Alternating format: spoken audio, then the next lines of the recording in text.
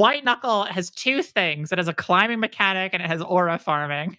White Knuckle, a game where you can invite the lead developer for an interview, and she agrees. Hi, Holly. How are you?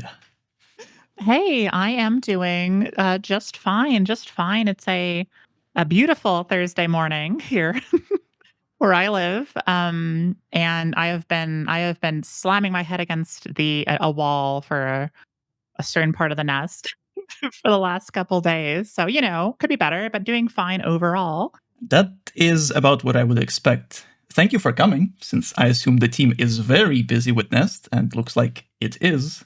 Was not expecting you to actually agree.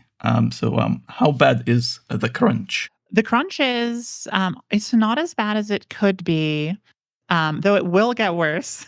It always does. There's always this sort of like it ebbs and flows. It was bad a bit last week because I needed to get some stuff done so we could actually do some like testing on this feature. But I got that finished, and so now I'm just in the minds of I'm working on a thing I can't talk about, but I think people will enjoy it. Specifically, I don't know how much I can say, or I know I can say whatever I want technically, but I don't know how much I want to say. So you can just look forward to a what is the best way to tease this? You can look forward to a silly guy is what I'll say. Ooh, a silly guy next update? A silly guy next update, yeah. A fan favorite, maybe some will say. I don't know. We'll see. All right, for those of you unaware, let me glaze Holly a little bit here. So Holly here, she's not just like a super dedicated developer, which she is, but she's also very active in the community. And in fact, this is one of the reasons this channel even exists in the first place. I needed help when I was making my first video, and Holly somehow noticed my random message in the general chat of the White Knuckle Discord and made an entire Steam beta just for me when I was a literal nobody. Now that video tanked, but I was compelled to try again just to return the favor in a way. And well, here we are now. That is how cool she is. Wait, hold on. Which beta was that? Was this Parasite? Yeah, it was the No Pumpkin beta. It was the No Pumpkin. Oh my god. Yeah, okay. Yeah, I remember that. I actually didn't I forgot that was you. I'm very active in the community. Maybe too active sometimes, though it kind of depends on how much work needs to be done. if if I have a massive list of things that needs to get done, I do kind of put my head down and try not to get pulled into a conversation in the WK Discord. But I But try you to be there are as much very as active possible. there. Yeah, I like yapping. I'm a yapper. Now, you mentioned the funny guy, but the next, the first question, so to speak, was since the world right now is frozen in anticipation for the next update, I kind of have to ask, can you leak the entire update on this interview, please? Yeah, I can like the entire update. Yeah. So my favorite part of the nest is when what's the silliest thing I can say? I mean, the most real thing I can say is what I meant to say. It's when we give the climber a jetpack and you don't have to climb for the entirety of it, and it becomes this sort of like score attack game mode for about 45 minutes. That's what the nest is. Oh, really? That's the whole update? That's the that's the whole update. Yeah, 100%. Well, there's also some like Beat Sabery moments. Wait, VR support as well? There's VR support, yeah, and multiplayer, all in one update. Wait, that's pretty insane. Whoa, you heard it here first, folks. On a more serious note, this interview the idea is to go over the design and development process of everything that's been added in White Knuckle so far. So the nest is almost here, so I feel this is the perfect time to go over the old stuff. Now, before we go into like the general or specific regions, some general questions. Now, while I am 100% a gameplay person, I have to at least mention lore, because White Knuckle lore situation is so funny to me. The game itself is relatively light on explanations, with most answers coming from your Discord messages. Do you intend to keep the story ambiguous, or will it all become clear in the future updates? So we have a lot of writing and stuff, but there's already in the game, right? It's just a lot of it is like spread between 20 or 30 different like floppy disks and even more notes and whatever. the lore is meant to be, at least like the wider world building within the game itself is meant to be fairly ambiguous, though we are adding tons more with every update. And like nearly everything that is stated in Discord in like response to people is stuff that will be shown or told in the game in some form. It might be in like a note in like some random corner of some random room or on a disc or something, but like most of the stuff will be included. I kind of split like the lore and like the narrative and like some of this other stuff into two separate categories because like there's the game's story, which I would call like the narrative, and there's also like the world's lore. The world's lore is like it's set dressing, it's there for you to kind of get little bits and pieces of, but it's not like that important to the player necessarily. The stuff that's important to the player is like why does the mass exist? You know, what happened in this place? Like why I don't know. There's like specific narrative things like what do I do next or like how do I kill this thing, right? And so part of the final third of the game is that there's going to be more like story, like direct narrative that is in front of the player. Not like, you know, it's still white knuckle, but like, you know, there's a bit more like motivation for stuff as the player is like taking control over your character, you're powering up and having a bit more agency within the setting makes a lot of sense and makes a lot of sense within the story as well. Um, so there is like more that will be sort of fed to the player as you go, a lot more. And also like in terms of like the wider lore and world building, there's also going to be more of that sprinkled throughout the game on the road to 1.0. I see. All right, next question. As listed on Steam, White Knuckle is a speed climbing game. But I think the world building, design, and atmosphere of White Knuckle appeal much more to like the average horror game enjoyer rather than a competitive gamer. So has it been hard to stick to the speed climbing design while also accommodating for very casual players? Yeah, I mean it's white knuckle. The way I describe it is that it's mainly just that it's really weird, right? It's a lot of different things put into one game. And I don't think like speed climbing and like world building and stuff is like mutually exclusive, obviously, because like that is what white knuckle is. But it is difficult to find a balance of like how do we make this game enjoyable for the average player of the game, right? And also enjoyable for someone who is like really really good at it and they want to do all of the extra challenges we've provided, all the achievements, whatever, because those are two very different sides of the player base and there is some friction there, right? Because like a normal player approaches situations very differently than a speedrunner would, or than someone who is even just a higher skill player would. It's hard. It's hard. Like it takes a lot of iteration, and we don't always get things right on the first try or even on the second. But it's sort of our perpetual goal is to try and align those two to make sure that the game is enjoyable if you're playing through it for your first time and you're really slow and you're dying and you're learning, but also that it's fun to like speed through it and that we have tools available that makes it so like specific sequences aren't too much of a slog. Um, you know, that's why like we don't have like cutscenes in that way in the game because it's like that would, you know, players wanna they wanna go quickly. At least not like once they've played through the game a bunch, and that is something we wanna push. We'll come back to that. There are a couple of similar questions.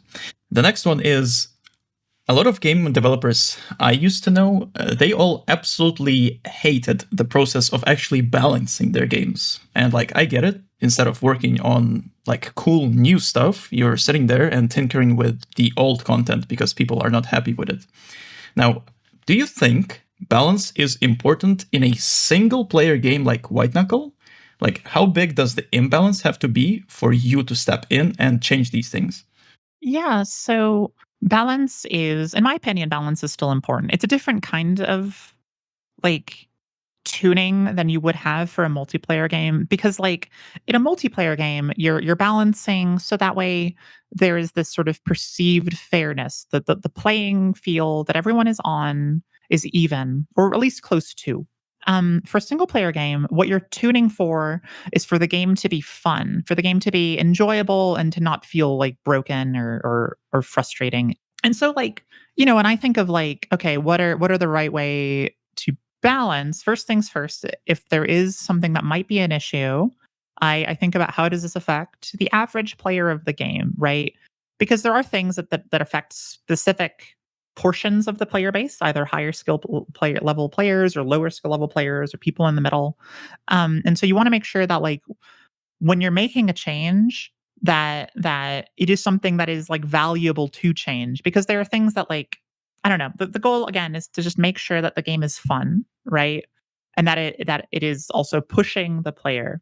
It is not too easy because you don't want it to be like you don't want that difficulty curve to like sort of fall back down later on, or you don't want it to spike way too hard. um and so the balance needs to make sure that everything feels fair and enjoyable. That sounds very good. For the sake of providing an example, like maybe something from the past, like what was bad enough for you to be willing to step in and like actively change something? Um, I mean, honestly, this is something that still affects the game. It's the perk Overwhelmed, the robe sacrifice perk. Part of the This is something that I think affects every portion of the except maybe like low skill players who don't know about it, right? But it affects anybody who does know about it, right? And so for context, for those who somehow don't know and are watching this video on White Knuckle, the Overwhelmed perk is something you get for trading in one of your artifact items and when you're in the Abyss, right? And so the artifacts are meant to be a replacement for perks at the Abyss because, like, oh, instead of you picking another perk, like, why don't we give the player a really powerful item that is essentially a perk? It's reusable or whatever, right? It is really powerful, and they're more engaging because they're more active. They require you to like interact with your environment in usually a more intense way than a perk does. And Overwhelmed, as a perk that you can trade in your artifact for, just gives you a double jump, right? Now, I personally think that like in the right hands, an artifact is maybe more powerful than like that will ever be. But on the other hand, and maybe more importantly, the problem is that like a double jump is just easier for a player to conceptualize and use and remember, right? Or sorry, overwhelmed as like a double jump, right? Because an artifact you have to remember to pull it out and do all the stuff with it, and you can do really cool things. But part of the balance problem there is that now players they're just going to trade in their artifact because they don't want to think, right? Maybe like at a high skill level, overwhelmed is like, for speedrunners, like that is what you do because it is faster. But for most players, they just want to do it because they don't want to have to interact with this extra level of complexity. And so to me, that's a problem because it means the stuff that we spend a ton of time on that I think is like way more interesting and way more fun is just being thrown aside so players can get a thing that you hit spacebar again for. And B, it's a problem because it affects everybody who knows about it, right? Because every speedrunner is trading in an artifact for overwhelmed. And you see it in like the on the Reddit or in the Discord. People are like, "Oh, what artifact do you all choose?" And then a bunch of people reply with, "Oh, I just I pick whatever, and then I just trade it in right away." And to me, that's like, well, that means that this whole system we made is not being engaged with, and it's being traded in for something that's less interesting. So that's sort of like what I like. Like to me, that's the sort of typical balance issue, right? Where like players are choosing a less fun thing because it is optimal or it's easier, you know? And I don't necessarily want that. Oh, I agree with you absolutely. I do think, like, I hate to see artifacts being discarded like this. Yeah. Then I guess we are expecting an overhaul to this perk in that case. Yeah, I mean, like we have so like we did some tweaks to it for the anniversary update. We gave it like a debuff, but it's not like that big. It's just like enough to kind of act as like a placeholder while we rework it. There's actually it's a funny story. So originally the plan was to rework it for the anniversary update. But I was like, well, what is this going to be? Like, what is the replacement for Overwhelmed? And I tinkered with some stuff, and one of those things became the Judgment secret perk that you can't currently obtain. You can only get it through cheats. Which like that was originally going to be tuned to be the overwhelmed replacement, And it was going to be like, right now it's like crazy powerful because basically, for those who don't know, it gives you like flight, right? Like temporary flight. And I was going to like tune that to a level where it was like useful in some places, but like really, really harmful in others. But then I was like, oh, I'm just having too much fun with this one. I don't want to I don't want to nerf it that far. I want to make it maybe its own special thing. And so then I split it off and it changed out from being the overwhelmed rework. And then I was like, well, I still have to think of an overwhelmed rework now. So that'll come with a nest. We have some ideas, and I'm tinkering with some stuff once I'm done with the bulk of the nest content. Um, because the goal is just to make it more interesting and also more like narratively interesting. So like if you have it, it's not just like here's a double jump. It's like maybe there's some other element to it that like ties it in more with like Rho because you're trading an artifact for it, right? Absolutely. Very excited to see the new versions then. Now, last question before the main part. Could you share some concepts that you wanted to implement into the game, but ultimately decided not to? Scrapped Oh. content is always so interesting to us players. Yeah, I mean there's a couple of big things because like early on in the sort of early days of prototyping the game after we decided, oh, it's going to be in this superstructure and whatever. Like the mass wasn't a thing, right? There wasn't going to be this like death floor that moved up. The idea was you were going to be chased by like teeth or something, right? So teeth was like predated the mass in terms of like design ideas. So in those early days, because you were going to be chased by like a creature that like climbs along like walls or whatever and ceilings and stuff, the sort of structure of the game, like the format, it wasn't necessarily going to be as much of like you were always going up. There would be situations where you would have to like go under things and climb down because you're just trying to escape from this thing. And so two of the things that were scrapped is a like we added in I added in the mass because I thought it was maybe more interesting or more easier to like design levels around. Which also means that like one of the big things that was cut was that like teeth was going to play a role in like maybe the first half of the game. Like he was going to be like one of the big threats, and so he got relegated to service shaft. um, and the other thing that was cut as a result of that was the rope item, which you can still spawn in the game, where that was going to be used for like, oh, you need to like climb down, you need to like get under this like underhang or something so you can get onto like whatever, right? You're going in these different directions. And so there's this item that you would be able to like hammer in a piton and then like attach a rope to it and then like climb down so you can grab handholds on the underside of something. But when the structure of the game changed, like that just made zero sense. And so it was cut. It's one of the big ones. There's a lot of like other things. Quinn made a bunch of these animations for the blood bugs of them like landing on barnacles and like sucking out barnacle blood and stuff. Which is why they were called blood bugs. It's because like that's what they did. But we were like it was like early days and we're like, oh, we should enter the game into this like indie horror showcase that's in like 2 months. And then for reference, the game was only in development for like a month at that point, basically.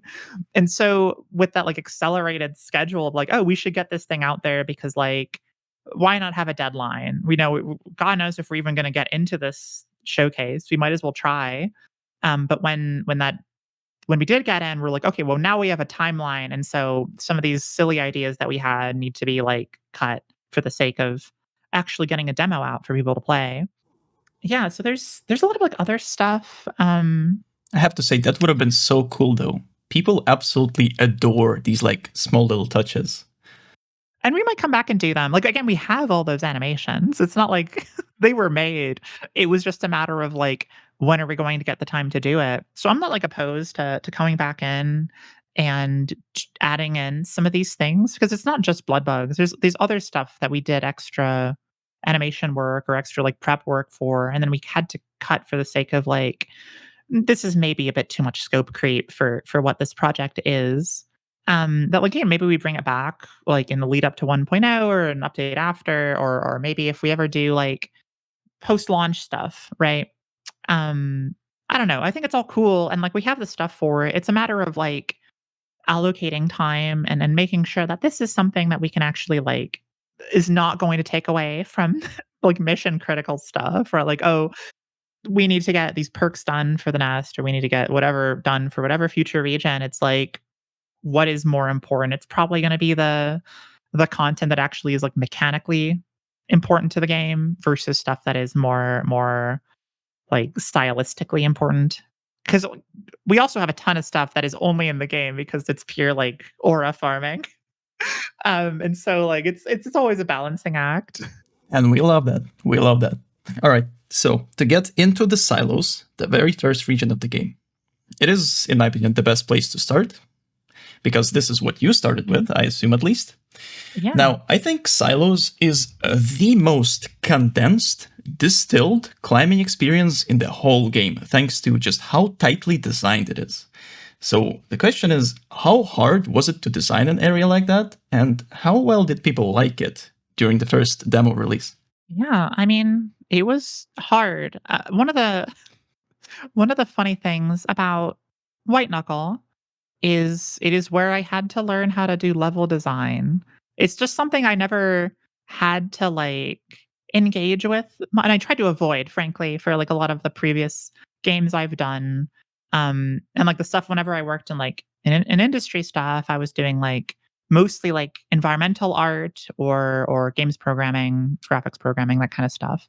Silos was basically me learning how to actually do level design, which is funny because I think it is very tightly designed, but that is also a result of like the specific requirements that it had, where I was like, okay, I have this climbing system. I was working on a level which would become Deep Storage O1, and I was like, okay, what do I want here? Well, um, I just want like a place that is like fun to climb through and has like multiple routes, so it feels interesting. And so it was just me kind of experimenting. Like, what if I put a rotating thing in here? What does that feel like? What does it feel like if there's like a bunch of handholds or like a swingy bar, you know? And it led to silos having this almost like playgroundy identity, I think, where there's just like a lot of options. And those options means that like as you learn the routes within the region, you also like learn the quickest way through routes I didn't intend or things I did, and how to like cut between different opportunities. And I think a lot of it, especially for the early part of silos, for like the levels we did early on, it was accidental. Like I'm not gonna say like I came in with just a massive level design brain because I had no idea what I was doing. I was just me like figuring out like what is this game? What does it mean? What are these how do these mechanics work? Right? What is most fun about them? And kind of just really playing with it. And I'm really happy with how it turned out. And people liked it too. Like Silos still is like people generally regard it as like one of their favorite regions. And I think that's because it's so open to like different routing opportunities because it's meant to be like really easy for beginners, which means that like there are options everywhere you look. And that means there's a lot of different routes everywhere you look, right? Oh, wow. If you got into it with no idea what you were doing and you did this good of a job, that is mighty impressive. Thank you. So, something that appears in silos, and that is to follow up on the same question, and stays consistent across the game, is the orange handholds, right? They grab your attention because they're so bright, and they show you an easy way up, but if you ignore them and look past them, you can find so many other better routes by climbing lamps, vents, metal beams, and like anything that sticks out. And I absolutely adore this design. Did you start with this concept in mind, or is it something that came to you during the development? Yeah. I mean, so when we decided, when I was like, I want to set this inside of a brutalist industrial hellscape. One of the I kinda just wanted it to feel because there wasn't like a narrative at that point, right? I was just like, I kinda wanna just make it look like there are these like rock climbing walls and stuff like that, but just set it within the structure. And so that's why, like, especially in silos, like you have these climbing shapes that look exactly like something you might see in a climbing gym. Because I was like, I just kinda wanna do that because like there's a reason when you're making a climbing gym that you're like laying out stuff like that because it's engaging. And so yeah, so like for me it was very much like it was inspired by that and I was like I just kind of want to mix the two, make it look like this place is some kind of brutalist climbing gym. And then the other side of it is like grabbing things in the world. I knew I wanted that from the start because, like, to me, it's like, well, I have these like climbing systems. You should just be able to like grab any corner, any edge, right? If you see like a lamppost or something, like you should be able to climb it, even if it says like even if there's nothing obvious about it that says you should be able to. Um, and when I got those 2 systems in place, it just felt so natural to go from, like, these, like, predefined routes to just, like, scrambling through the world itself. It was pretty early that, like, that was sort of decided. I made this little testing environment. I wanted to clamber all over it, and I knew that's what I wanted to do for the whole game. And it worked so well. Yeah, I'm happy. I'm very happy with how it turned out. And we're happy to play it too, because again, I think this is like one of the best core designs of White Knuckle. Just the way the game leads you early on, but then later on you can see for yourself and find these much better routes. Thank you. Yeah, and that is what we try. That's what we're trying to do at least. All right, now items. So silos is the area where you're also first introduced to like the most basic of items like pitons and rebars. And the game often like straight up shows you where to use them. Still, new players tend to be kind of allergic to using items, which I think was best showcased by Markiplier. Now, was this a big struggle back then in the demo, and is it still a struggle? You know, getting players, and this is the same thing that happens when, you know, someone's playing like Skyrim or whatever, and like you're hoarding potions. God knows I do that. If I play like an RPG, I'm hoarding every single consumable item, and I never use them, right? Because like I don't want to. I'm like a hoarder for. I just don't want to run out. And so it is a struggle because White Knuckle is a game built around the idea that you should be using items as much as possible. You don't need to, of course, but like the point of the items is that they make your life a lot easier. And so like when I watch people try the game and are new to it, what we've noticed and what I've noticed is like they are pretty good about using like pitons. Usually, like I would say the majority of players that are new to the game are like using pitons for places they don't need to, which to me is good because that means that they're using it to make a certain section a bit easier, right?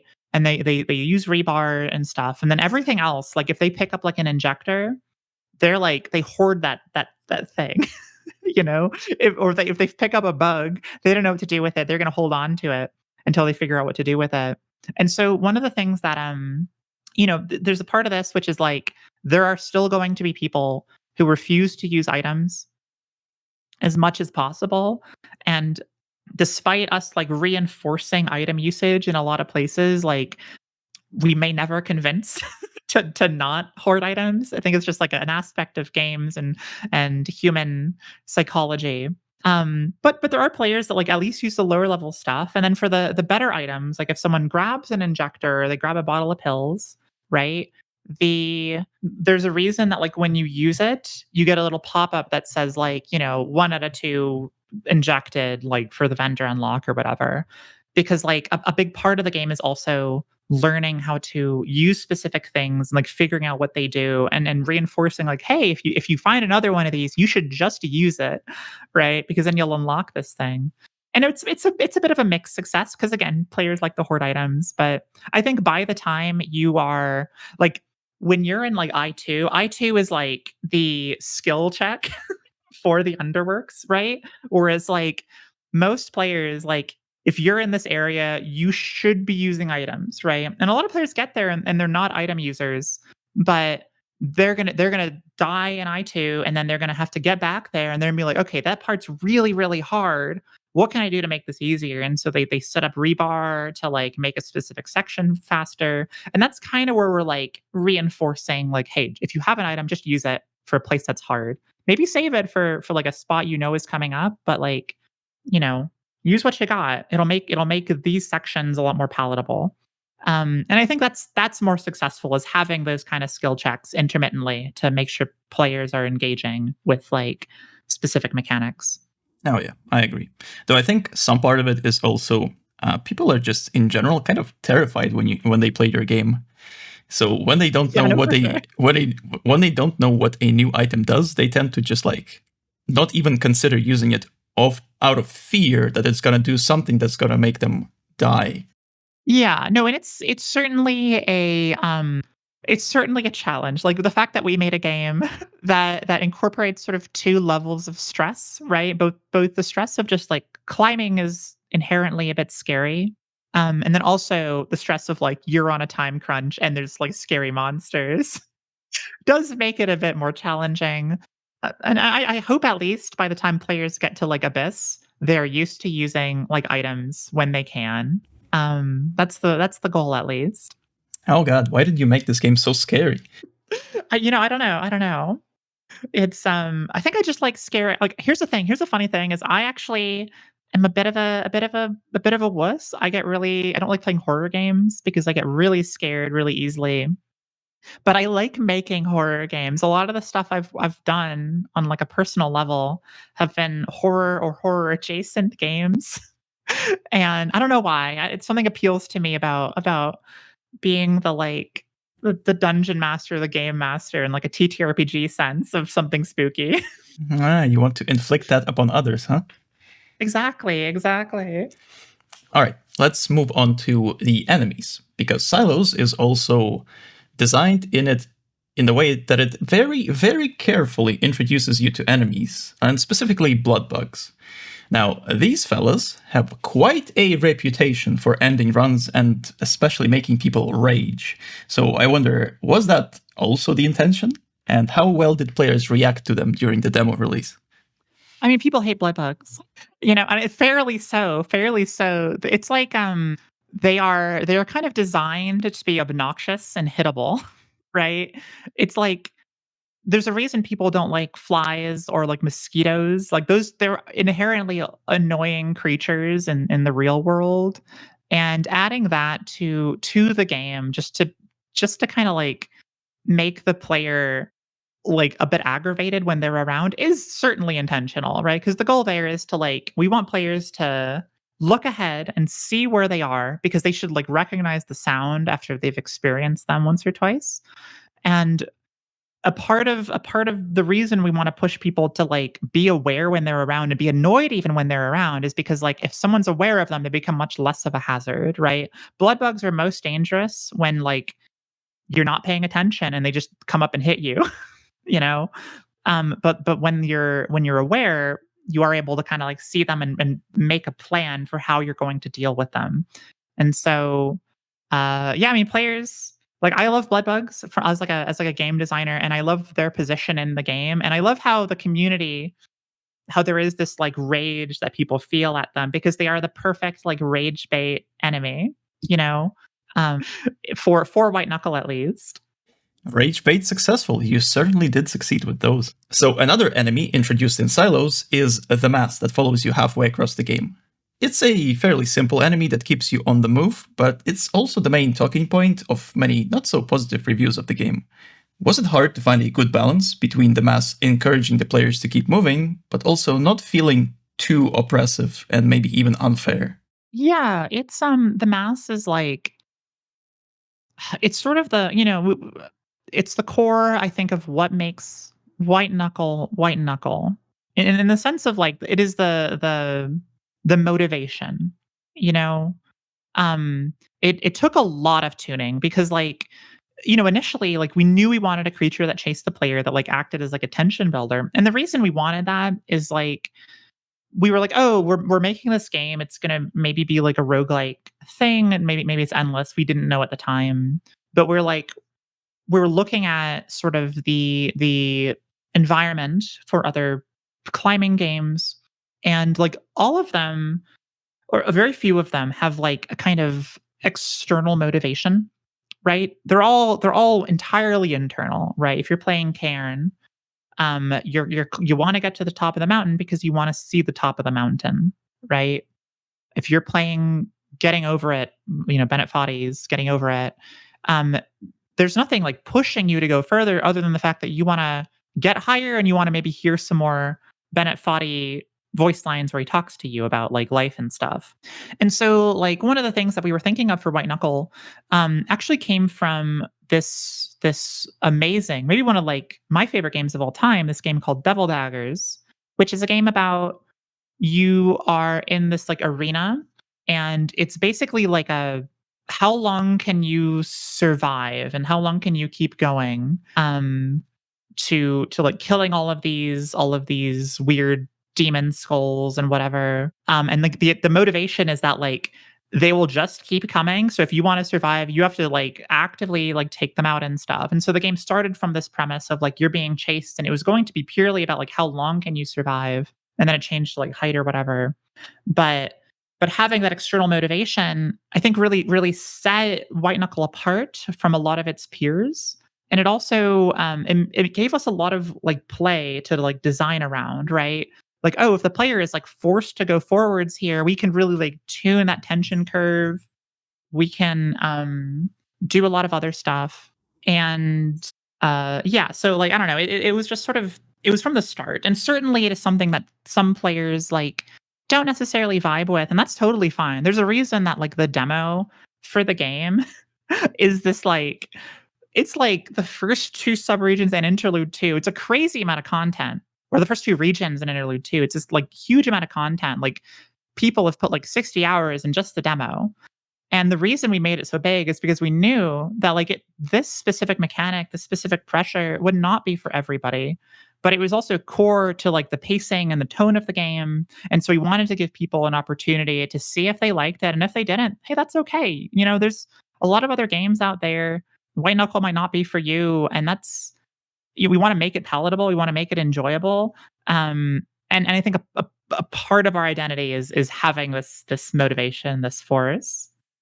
Well, I think you did like a very admirable job with the mass. The way its AI works, where it has this base speed and it also like rubber bands to you, I think it all goes together to work extremely well. But I do wonder, how much time did it take to get to this point? Oh, it took a while. Even like the old we tuned the mass up until the early access launch, right? Because like the old demo, the mass was a bit more aggressive. It was a bit faster to start out with. Um, and what we learned through watching people play and ourselves play is like there's a lot of these different curves that we have to do to make sure that it feels engaging, that it's pushing the player, but never too hard, right? Because the threat of White Knuckle there with the mass is that like you are going to panic and that will kill you.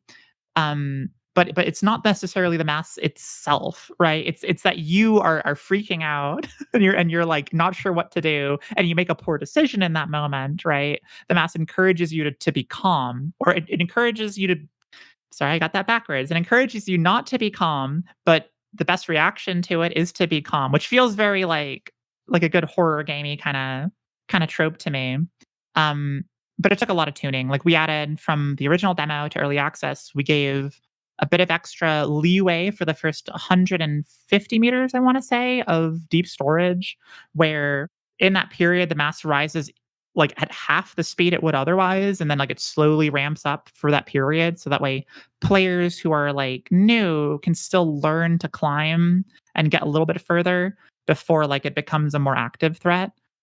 Which helped us like encourage players to like make it a bit further and do more and more. But it was a lot of tuning. And I think you succeeded. Now, I know this is something that came after the demo, but I want to ask you about Buddy, something you only see in silos. Now, Buddy is the friendly drone that acts as your only friend in this entire game.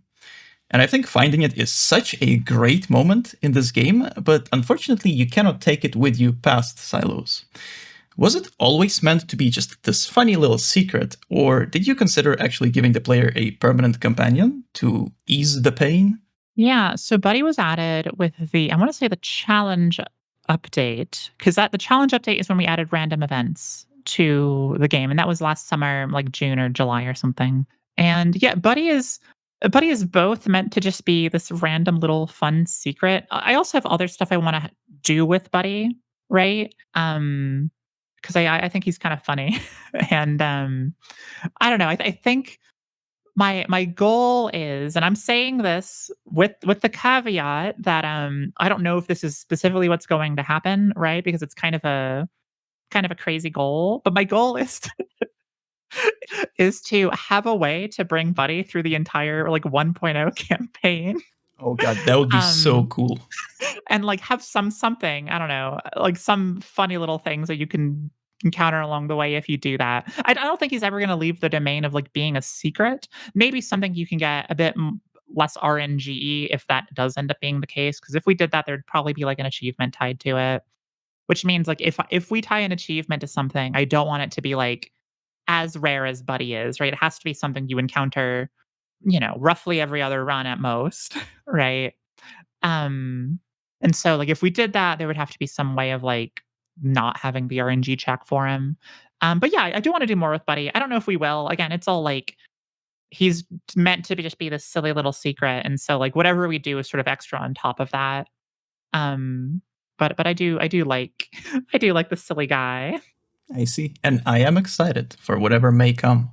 Now, to wrap up the silos, it is my understanding that you did silos before you had a publisher. So essentially on like a shoestring budget. Now, I think silos look and play amazing as they are.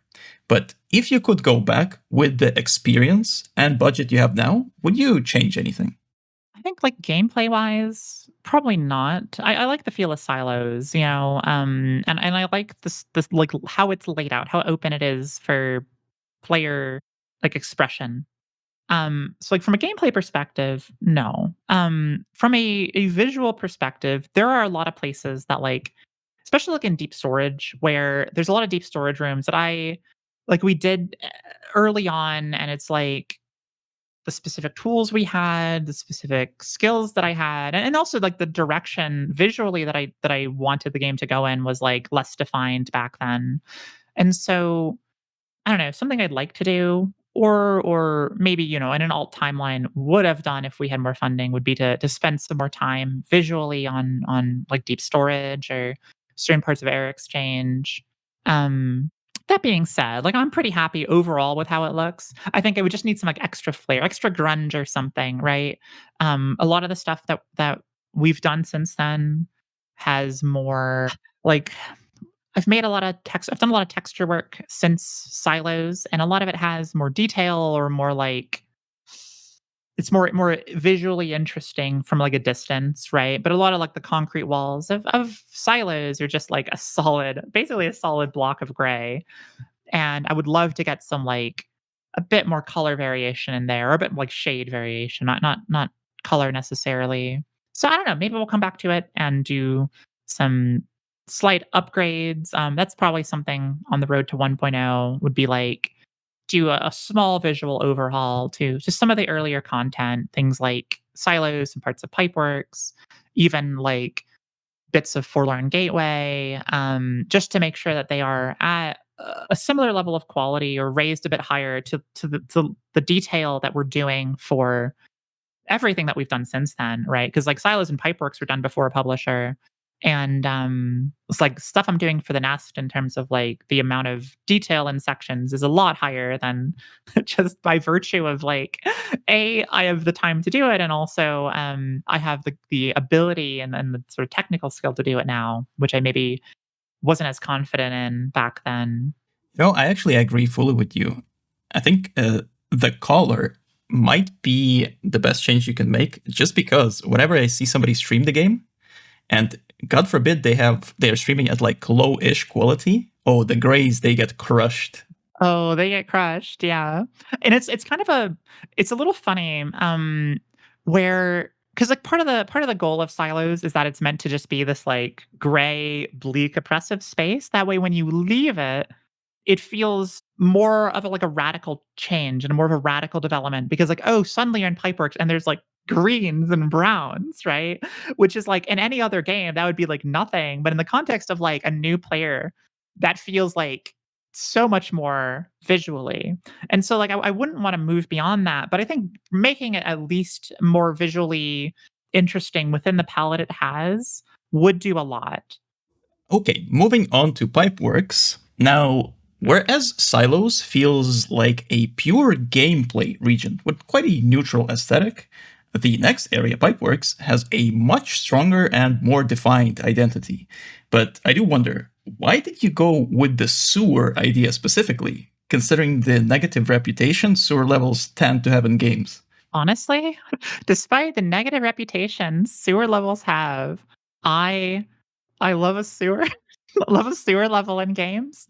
Um, I don't know why I went with Pipeworks. I think I wanted something. I was like, "Okay," I did silos, and this was, like, before the demo was out, and, I was like, "Okay, what's the next thing gonna be?" And we were talking about, like, what kinda ideas do we have? And I wanted something to contrast silos, something that had, like, some life in it, but felt, like, grungy and gross. And so I was like, "Oh, I can do a sewer, and that way I can do, like make it feel, like, all mossy and whatnot, moldy." It felt like a perfect contrast, which I think is what the game needed at that point in terms of, like, oh, the player has just left this gray neutral environment. What feels like motivation to them, it might just be, like, something that feels radically different. And so Pipeworks kind of fit that idea, doing a sewer. I see. Now, gameplay wise, Pipeworks is, in my opinion, one of the hardest regions in this game, with its cramped spaces, hordes of blood bugs, pipes, steam, and nowadays also deadly machinery. While I did learn to love it, playing it for the first time feels like the developers are out to destroy you mentally. So, why did you make this region so hard, Holly? I don't know, just felt like a natural extension of, like, difficulty, I think. It was like each section, each subregion of Silo or of, Pipeworks has like has a specific goal in mind in terms of how the player is meant to interface with it and what they're supposed to learn from it, right? Like, Pipe Organ is there to teach players to be patient, that, like, "Hey, just going ahead at, like, full blast is probably going to get you killed, and so we're gonna put these steam pipes in, um, because they're meant to teach you, like, hey, you should, like, wait sometimes. You should like, this might be a speed climbing game, but a part of the reason why you might be dying so much is because you're you're not, like, taking a moment and to catch your breath. And so that's what that is there for. Waist heap is there because I wanted to see what a larger, like, more wide open space would feel like in White Knuckle to climb through. And I also like the Striders were like, "Oh, I think it'd just be cool from, like, a player perspective to clamber up something that is, like, alive and moving." And drainage system is sort of more there to get players used to tighter sections and climbs, to kind of vary things up more from the more, like, singular shapes of, like, the open rooms of silos. Um, Especially at the time where, like, silos, like deep storage and air exchange and shattered chambers, they all have, like, very similar room sizes. Like, now we have, like, that air exchange room with, like, the vents and stuff, and there's, like, some more variation. But especially in this period, it was like they were all still, even, like, shattered, they still have these, like, similar in sort of scale. And so, like, waste heap was like, hey, let's make it big, and drainage was like, let's make it small. um Kind of playing with it a bit. Well, if the intention was to teach those things, then you certainly succeeded. Though, Yeah. sometimes it does feel a little bit diabolical the way you teach, because I don't know if this was the intention, but playing through some of the pipe organ levels, it does feel like the steam vents are designed to combo you into each other. Some of them are. Most are not. Most are just random well, happy accidents, as Bob Ross would say. Happy for me, at least. But yeah, there is like like, it is meant to be a step up in terms of challenge. And, like, I don't know, White Knuckles' whole thing is that, like, we don't hold your hand, right? We have high expectations for the player, and by and large, players meet them, right? The reason why I2 is such a big challenge for people who are first encountering it, or, like, newer players to the game, is because we're like, this is going to teach the player a lot of different things. It's going to also be a test of the skills they've learned so far. And our expectation for the player is quite high. We expect that, like, sure, you will die and you'll probably get a little frustrated here, but you will beat it. And when you do, you will feel like you're on top of the world. Yeah. Oh god, is White Knuckle the Dark Souls of climbing games? People have said it. People have said it. Not me, because I don't think it's that much like Dark Souls. But, I think, like, in terms of how we don't hold your hand, I think, like, there is this sort of connective tissue, right? Like, my goal with White Knuckle, plainly, is to do 2 things. First of all, is to make a game that has a high skill ceiling, but also, like, players can of any skill level can enjoy it, and challenge themselves and improve. I mean, the other part of the game is that I don't want it to be a rage game, right? I don't want it to be like, I'm trying to think of, like, I want to be the guy, or like a Jump King or whatever, right? These games that are designed to make players angry. White Knuckle is not designed to make you angry. It's designed to teach you, and that you might get angry in the process. You might, like, get frustrated because you have to try a section again, but I want to make sure it's fair. If we just have expectations. So people getting angry is just a happy accident. I see. Exactly. Okay, now, uh, Waste Heap, a subregion of Pipeworks, has these big open spaces, sometimes populated by striders, these big, gentle giants that walk around and act as moving platforms. Now, considering how majestic they are, did you at any point plan to give them a bigger role, like carrying you across dangerous terrain? Yeah, so, original, like, design ideas I had for Waist Heap was similar in some ways, but it had this, like, the rooms would have been more like these, sort of big diagonals with, like, different levels at different steps, and the idea was that you would be climbing the striders and, like, having them traverse a little more horizontally, or whatever, to get you across these different, like, plateaus of the Waist Heap levels. Um, but in the context of, like, I tried it a bit, but it just didn't play that well with the mass, considering the mass is this, like, purely vertical thing. Um, and so they ended up just kind of being more like set dressing with some potential routes being built off of them. Uh, yeah, it's they definitely had more of like a initial plan, but it just didn't pan out in terms of the gameplay. And so I'm happy with where they are. Like, I think it's also kind of fun to have certain denizens or certain encounters be there for vibes more than gameplay sometimes. That's the aura farming you mentioned. Yeah, the aura farming, yeah. Okay, now Pipeworks and in Interlude Ascent, or I2 as Holly mentioned, which definitely it's the most impressive room in the whole game at that point, or up to that point. I can praise this room endlessly, but here's the question. How much time did it take you to design and build this final challenge of the demo? Would you believe their original plan for the demo was just going to be endless? It wouldn't have had I2 or even I1. It was, Oh, I when think we you were mentioned, working right? on. Initially, it was meant to be like just an Yeah, endless thing. it was gonna be an endless thing, and we were, like, working on it, and it was, I think, about a month before we launched the demo with the Indie Horror Showcase on October 24th. So this would have been, like, end of September or, like, beginning of October, right around that time. And I was like, you know, this game is pretty neat. I'm pretty proud of what we've done. But also, I was like, I feel like players will maybe resonate with it more if we give this demo like an ending, right? Something that they have to like overcome beyond just Pipeworks. And so I was like, I'm going to work on this interlude, which like we were going to do anyway for the full game, or like we knew we wanted something here. But I was like, I am going to make it so this demo isn't endless, that it has an end. And for that, I started work on it.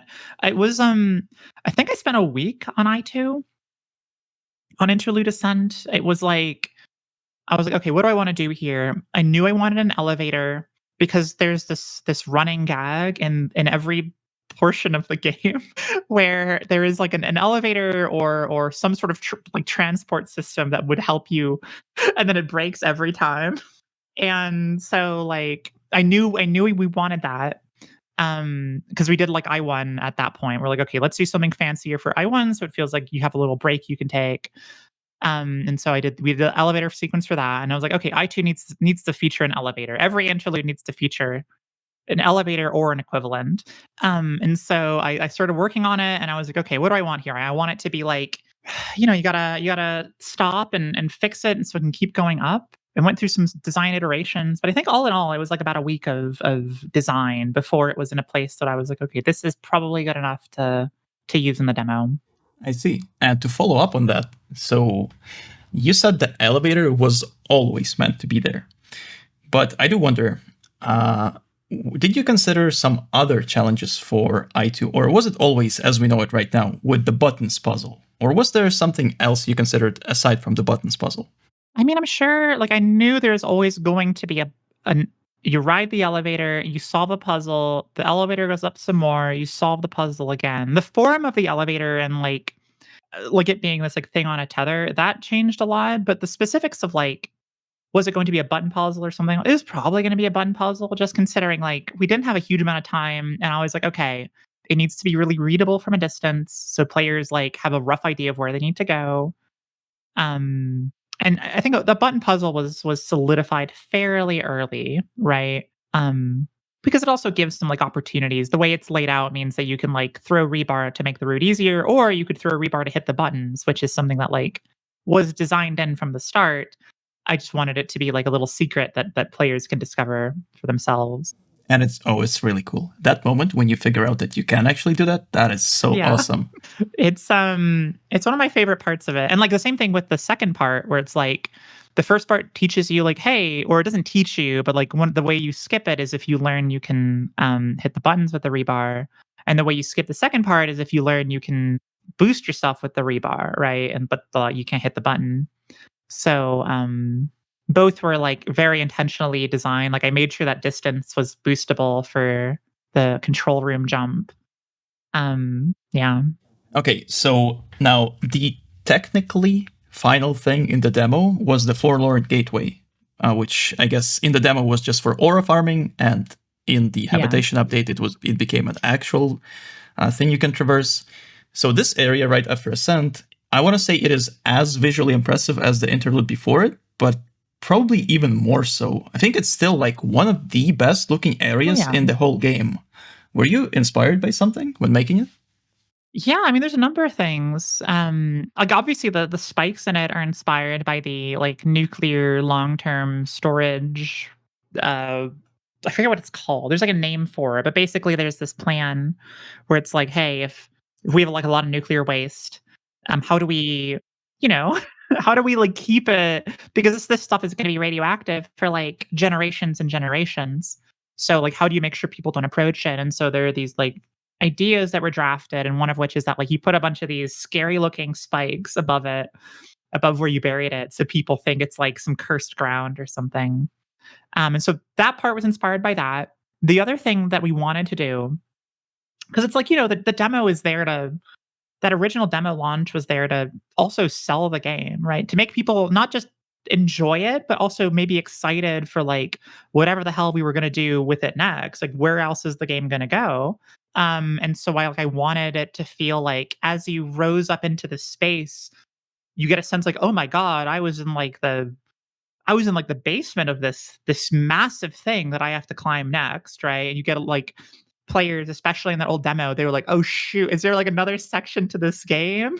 They thought it was over, and they're like, "It's clearly not. You're in this like hellscape looking place." And so there's a lot of stuff that inspired that. I think it's just like it was mainly there to aura farm because again, we wanted to make people excited. Like, so hey, there's gonna be more. The game's not just climbing through a bunch of like tight corridors. We'll get back to that after the next question, the aura farming, because I think it's the way it ended up being is so funny. But to wrap up Pipeworks and the demo finale, I want to ask the same question as with Silos. Again, since this was done before the publisher, if you could come back with the experience and budget that you have, would you change anything?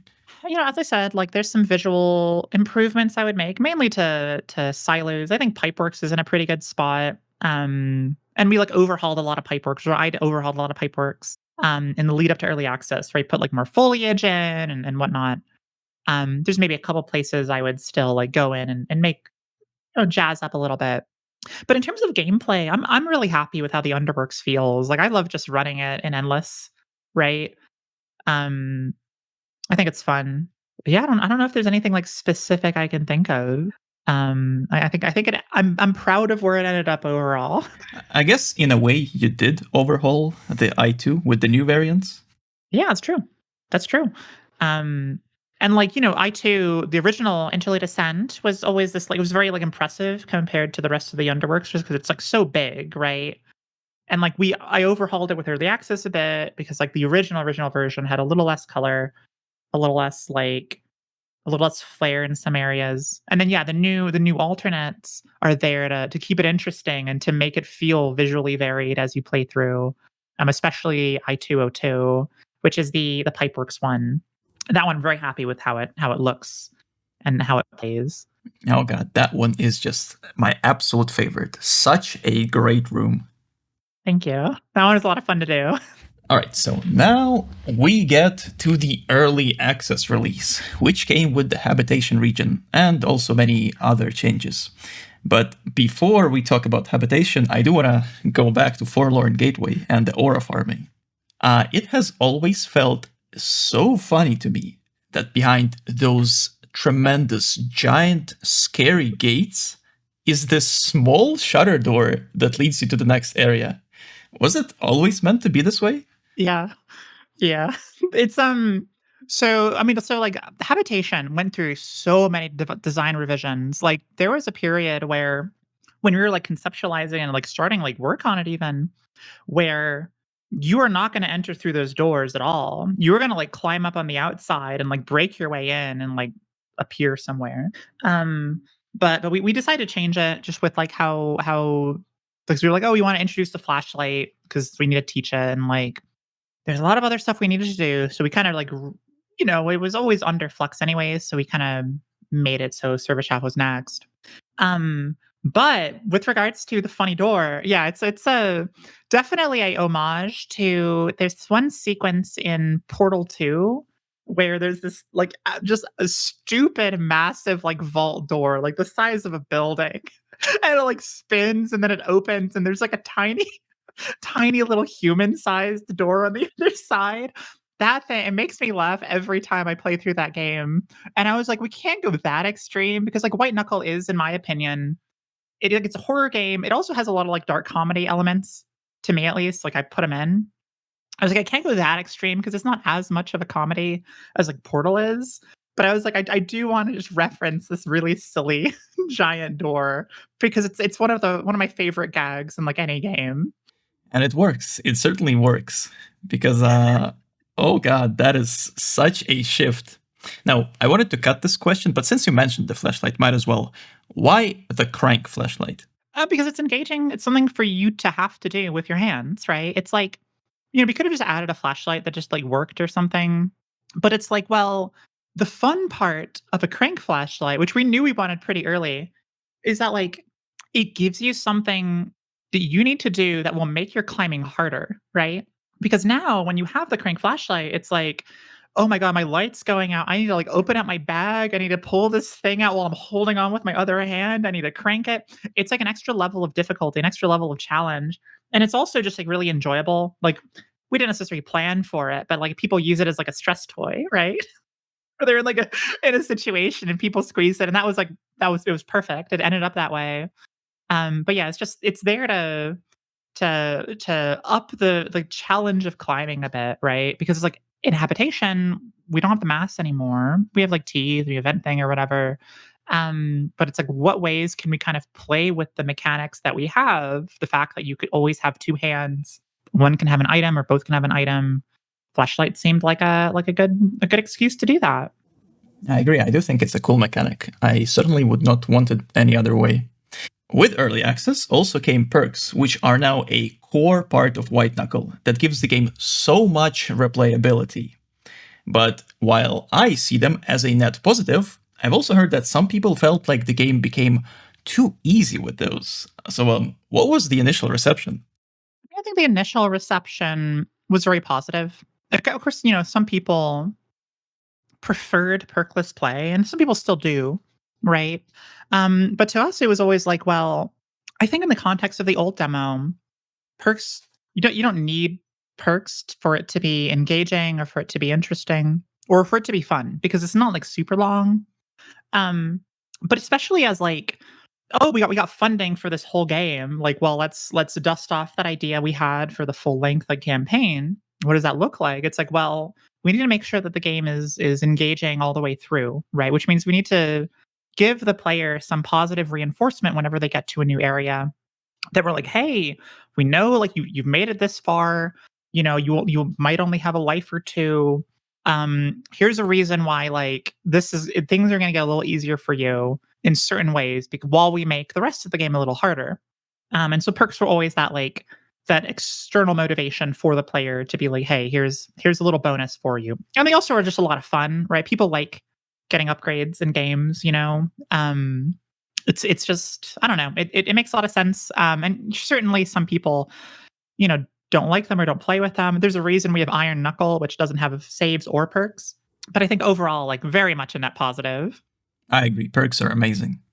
Now, to follow up on the perk topic, so there is right now this interesting contrast in the game where old perks, which came out first, are very simple, like just passively boosting your stats, while some newer perks, like the Autonomous Skeleton, let you actively use your bones as like makeshift spears, and it has awesome animations to boot. Now, moving forward, should we expect new perks to also be more involved, like Skelly, or will you expand on simple passive perks as well? Yeah. So the majority of new perks we do are going to be more interesting. A part of the reason, when we're building out the perk system, my perspective was like, okay, we need. You can't just like launch a game with like, I mean, maybe you can. I don't know. It just didn't feel right to launch White Knuckle with like 4 or 5 like interesting perks, right? You kind of need like a buffer of perks that are just like very passive and also easy to implement, right?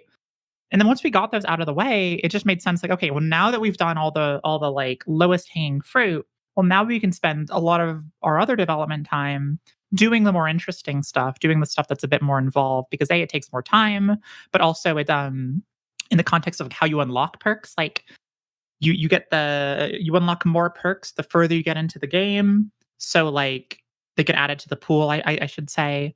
And so like if we do more interesting stuff, it also feels like an increased reward where it's like, oh, I reached the nest and now I've unlocked this perk that lets me do something crazy, right? Or I've unlocked this other thing.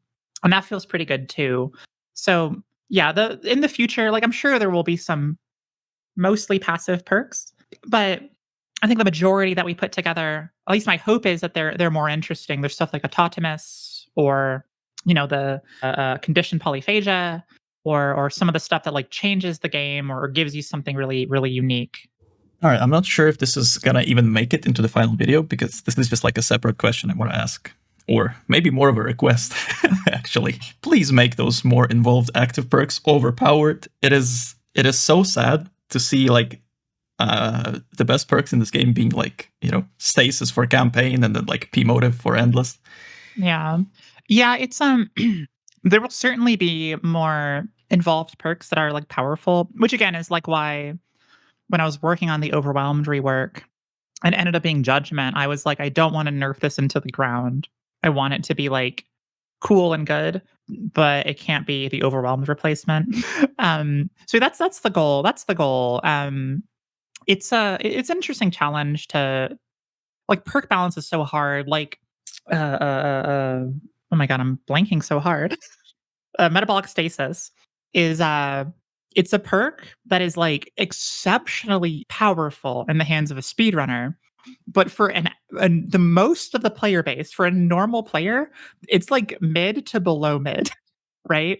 Because most players aren't that like effective at using their items in such a like predefined way, you know? And so it's like really hard to like balance that one in a way that like makes it so it's not super OP in the context of like a speedrunner, but also it's not useless in the hands of a normal player. It's always really challenging. I agree. Stasis specifically is quite a problem. And I don't know if it'll ever be I don't know if it's something that is fixable. It might just be a main I think it'll probably just be a mainstay of speedruns for the entire game's development because again, like I can't nerf it into the ground. I mean, I guess I could, right? But it's like then it would actually be useless for like 95% of the player base, and I don't know if it's worth it.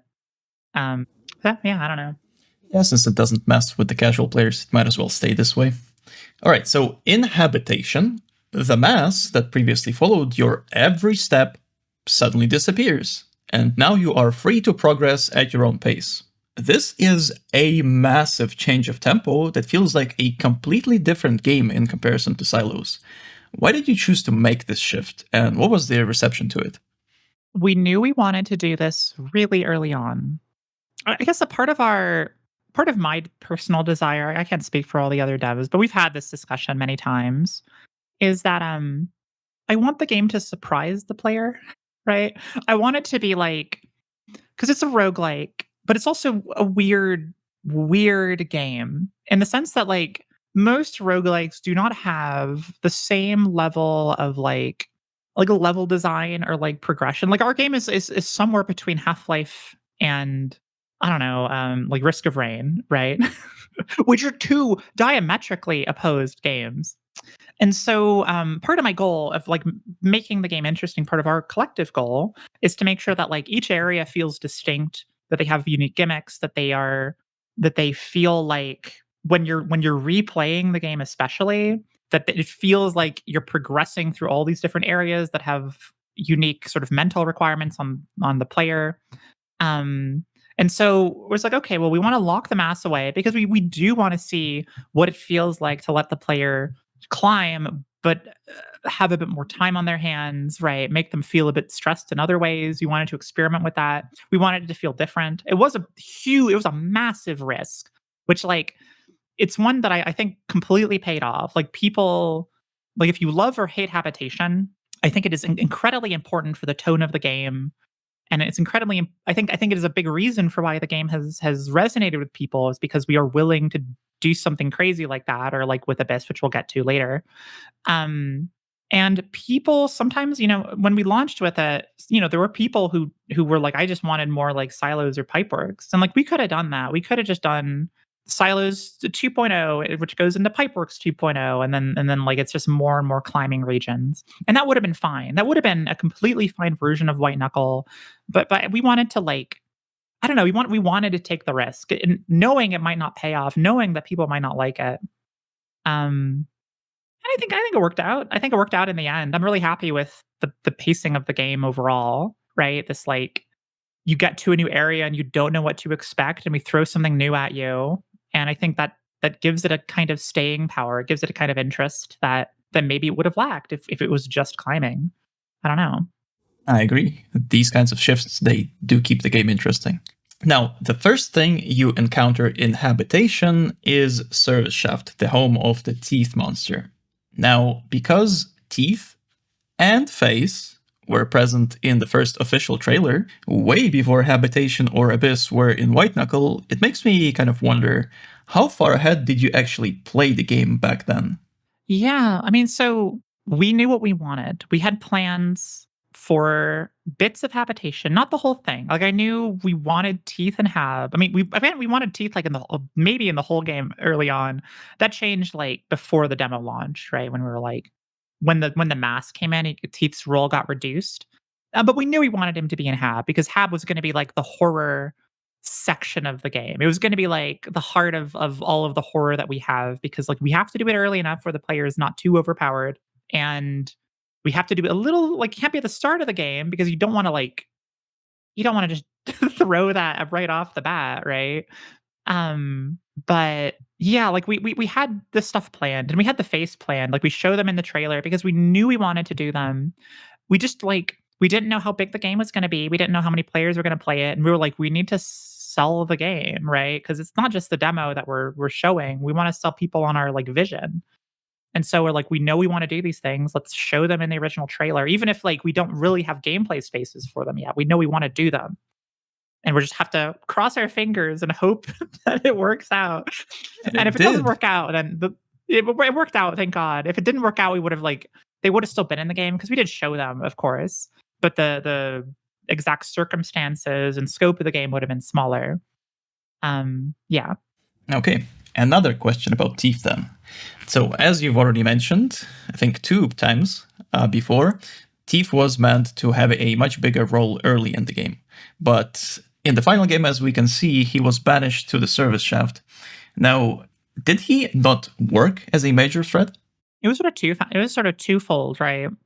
Part of the issue was when we had the mass in, the purpose of Teeth became less clear, right? Like, why do we have this creature, this dude in silos? Why do we have him in Pipeworks? Because he was going to be like in silos, right?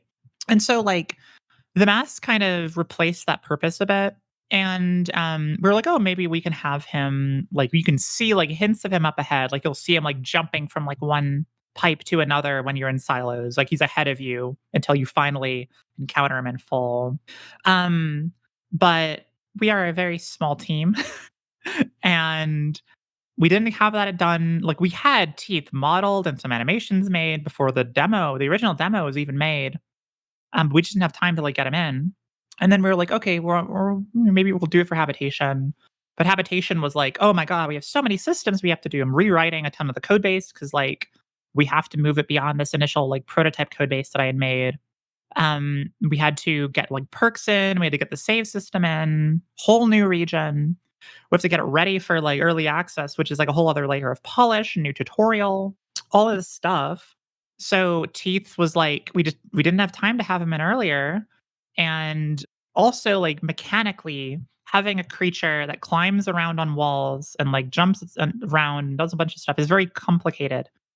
And like I am very proud of like a lot of the stuff I've done and of my abilities, but I am first and foremost a generalist when it comes to this kind of design. And so like I was like, I don't have time to spend like 2 months on this one creature to make sure that he can play in like all of these different types of environments. That's why he's in service shaft, which is just like a straight vertical shaft for the most part. Is because of like in terms of like the timeline that we have, in terms of when we want to release early access, we've got X amount of time and I would need like 3 or 4 times that. And is that even valuable for the game? And we decided like it's probably not. Like we have a lot of other ideas. And maybe it's fun if Habitation is more of this like creature feature, right? Where it's like you go from one thing to the next to the next. That feels engaging and different than the areas that came before and probably the areas that come after.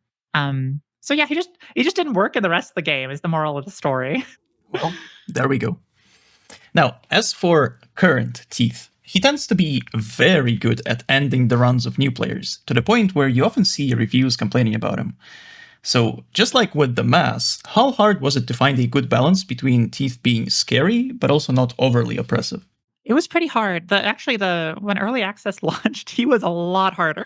We nerfed the hell out of Teeth because like I tuned him to be at first, like, you know, when we create a new creature, like we tune them to be enjoyable for us. But like as developers, we've played a lot of this game, and so like we're quite good at it.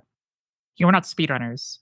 Um, but like, you know, we're pretty decent at the game. And so we usually tune it for our own capability to see like what's fun about this. And then we turn down that difficulty knob to make sure that it is engaging for people who have not put hundreds of hours into White Knuckle. It was really hard. Yeah, you know, people really struggled with Teeth for the first couple days, and I released patches that basically just like there was this whole mechanic with Teeth, and it still exists technically. It's just so undertuned now, where he has this like fear rating that increases over time, and when you shine your flashlight on him or use like a flare gun, that timer increases, and the more he's in the light, the faster it increases, etc. And so I thought it was pretty fun, but the problem was players were kind of confused by it, and also they were just dying to Teeth before it would have an effect, right? Because the idea was like you're supposed to shoot this thing and then like kind of get moving, and like as he's in the light, his fear increases, and then he runs away. But people were like, I wanted him to see the flare and then sprint away like nearly immediately. And so I made it so his fear increases a lot faster in those situations. Um, which I think he's in like a decent place now. I'm pretty happy with his like current difficulty in terms of the skill check that he is. But it did take a lot of tuning to bring it to that point to where players didn't feel like he was entirely oppressive. Yeah, he's certainly in a good place right now. Though, of course, every once in a while you do still see people complain about him. You do still, and it's, like, hard too, 'cause the one thing that does make me a little sad, and maybe not that sad, maybe it's more fun than anything, is, a higher skill player will just sprint past, just absolutely blow past Teeth because, like, that didn't used to be the case in that initial early access launch where, like, even a high skill player, he would be around because, like, he would just not leave.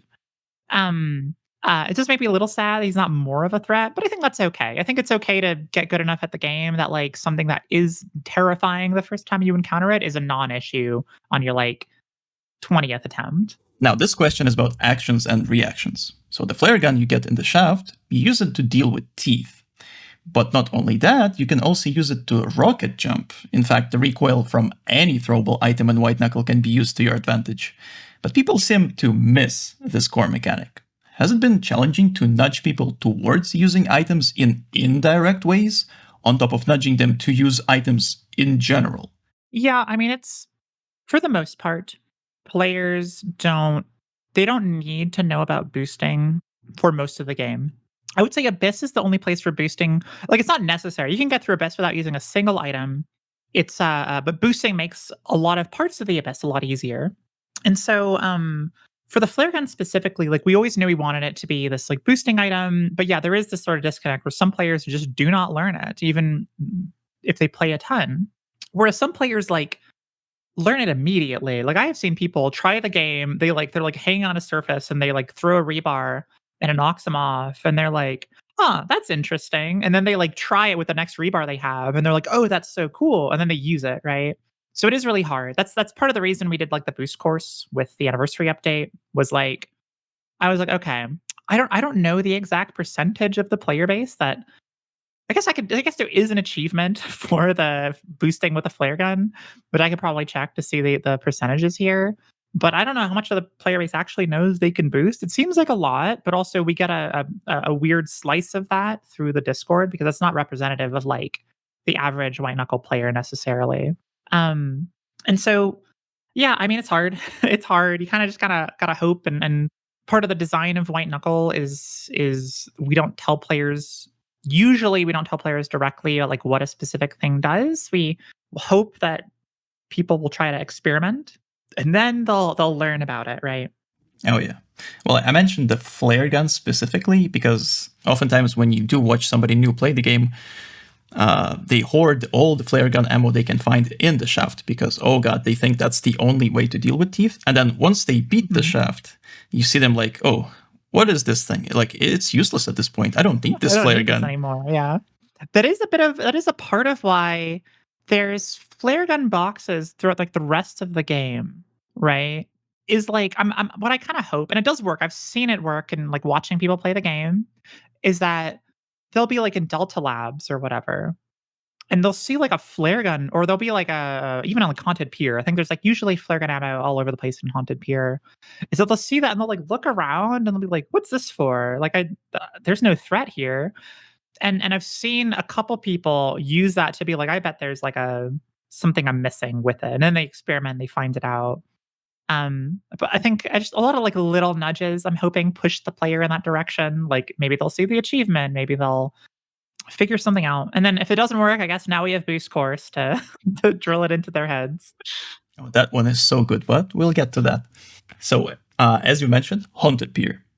Haunted Pier is the next habitation subregion, which is one of my favorite areas in the game. No mass, no enemies, just a big area with many possible routes and awesome vibes. Now, the question is, was it always meant to be a peaceful climbing section, or did you consider adding extra challenges? You can find some entities there, after all, if you pay attention. Yeah, Haunted Pier was always meant to be peaceful.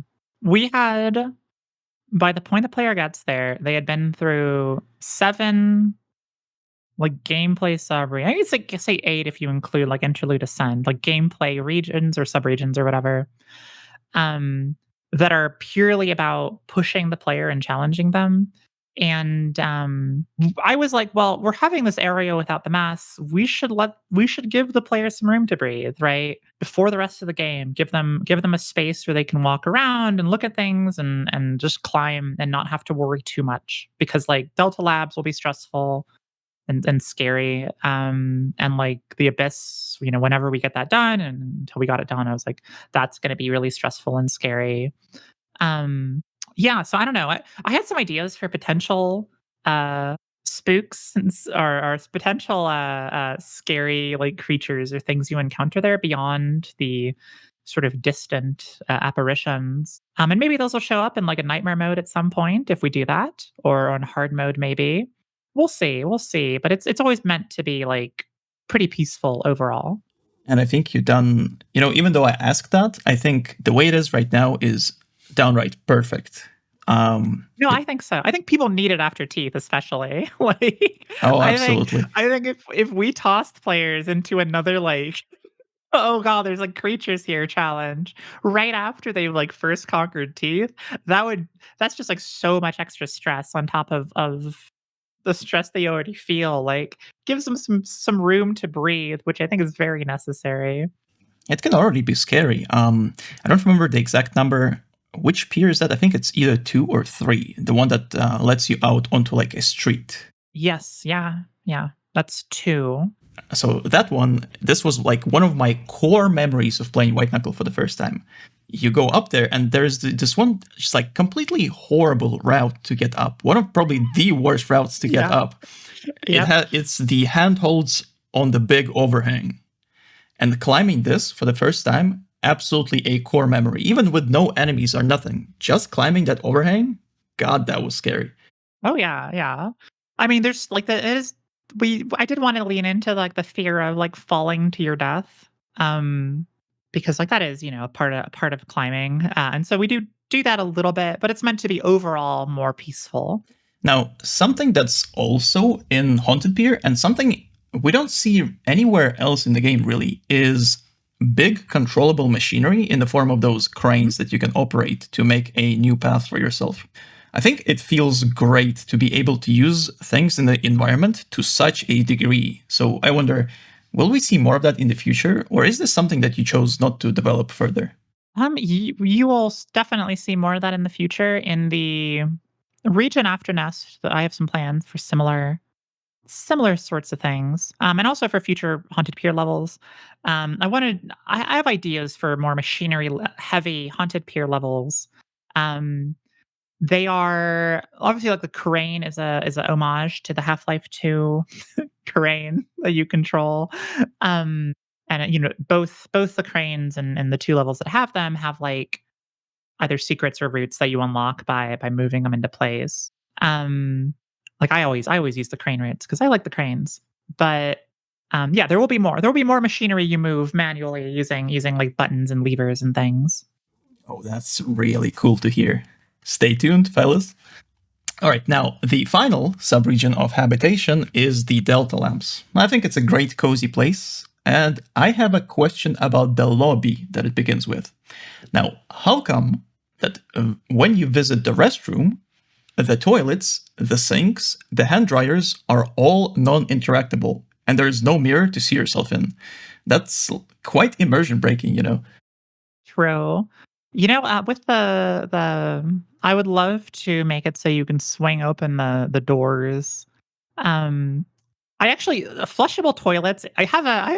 So we use this service called Trello for our like internal like tracking like what things we need to do for each update.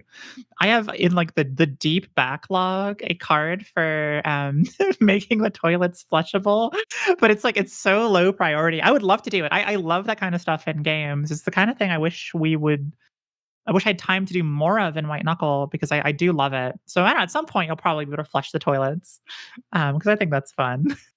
Well, that's very good to hear, but I think the bigger question that everybody would like to know about is a flushable toilet is fine, but will we be able to actually take a dump?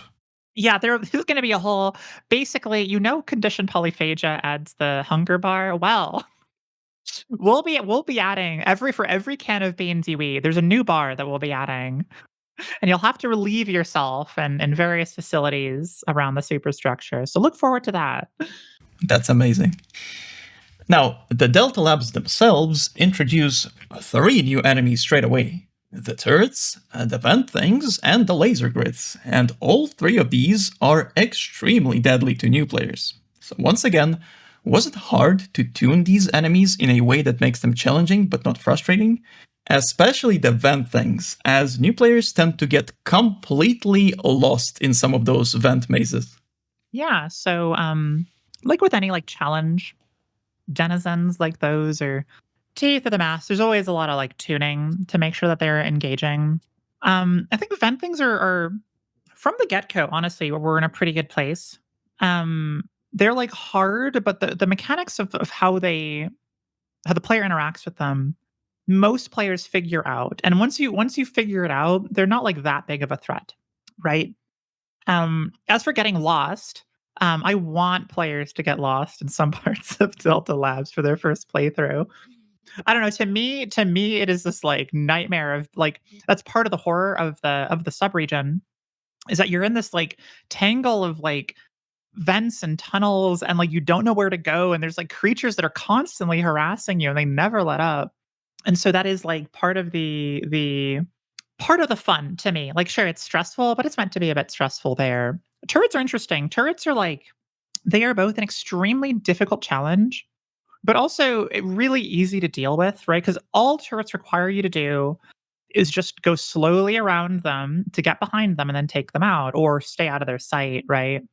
Usually turrets are a big threat if a player is like they're just like sprinting forwards like every thing and they're not like pausing to think.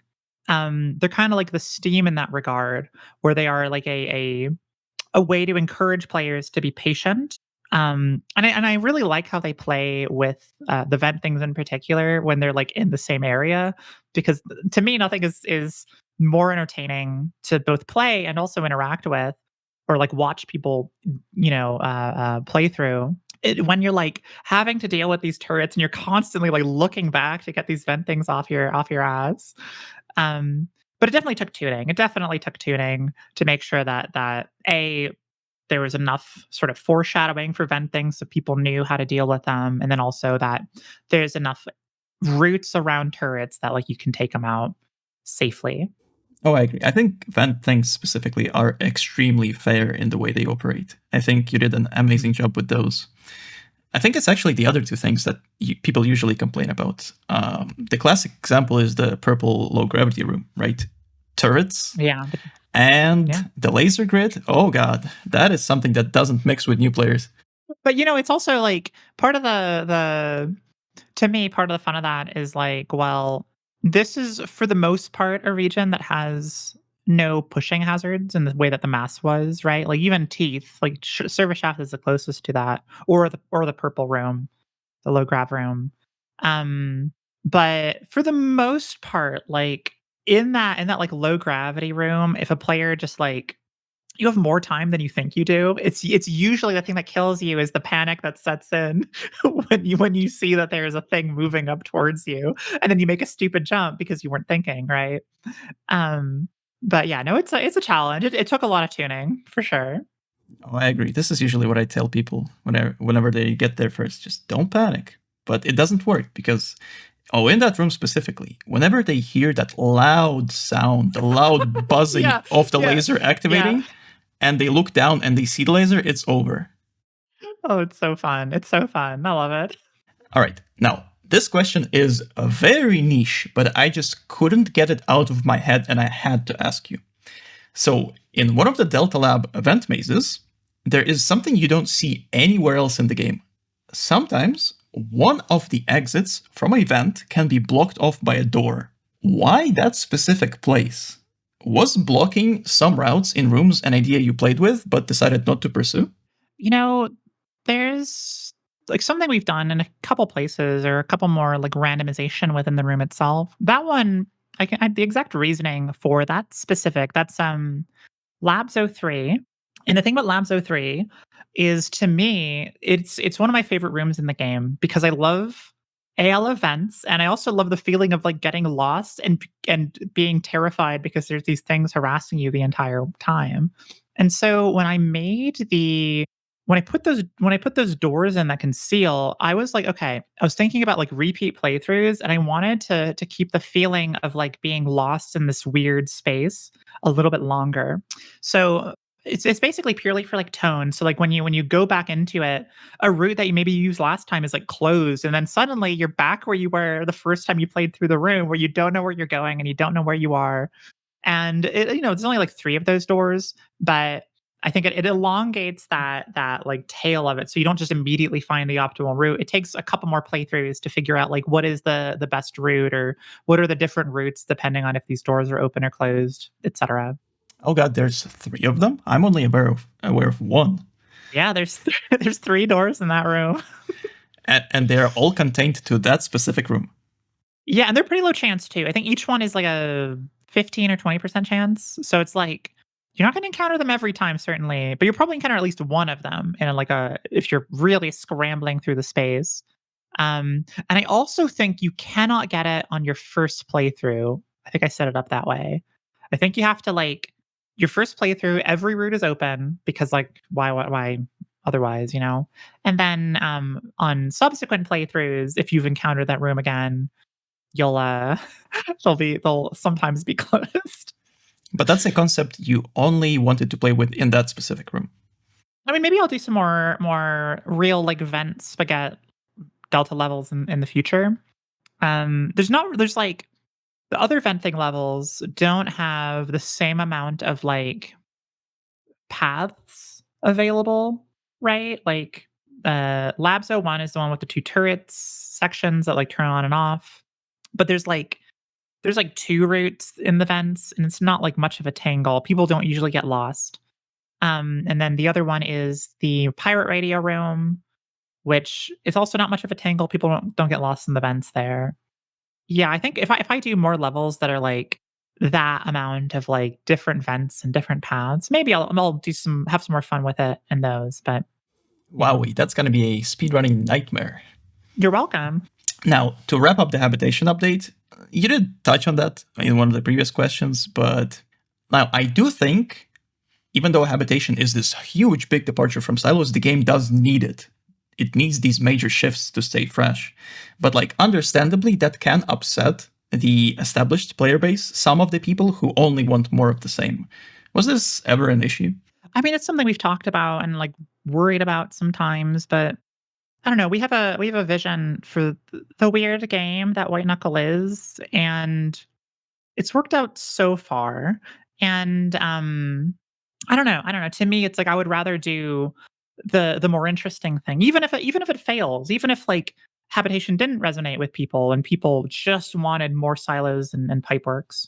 Like I would respect that, but I wanna take the risk for my own like creative identity and vision, right? Like all of us at Dark Machine like wanna do something weird with the game.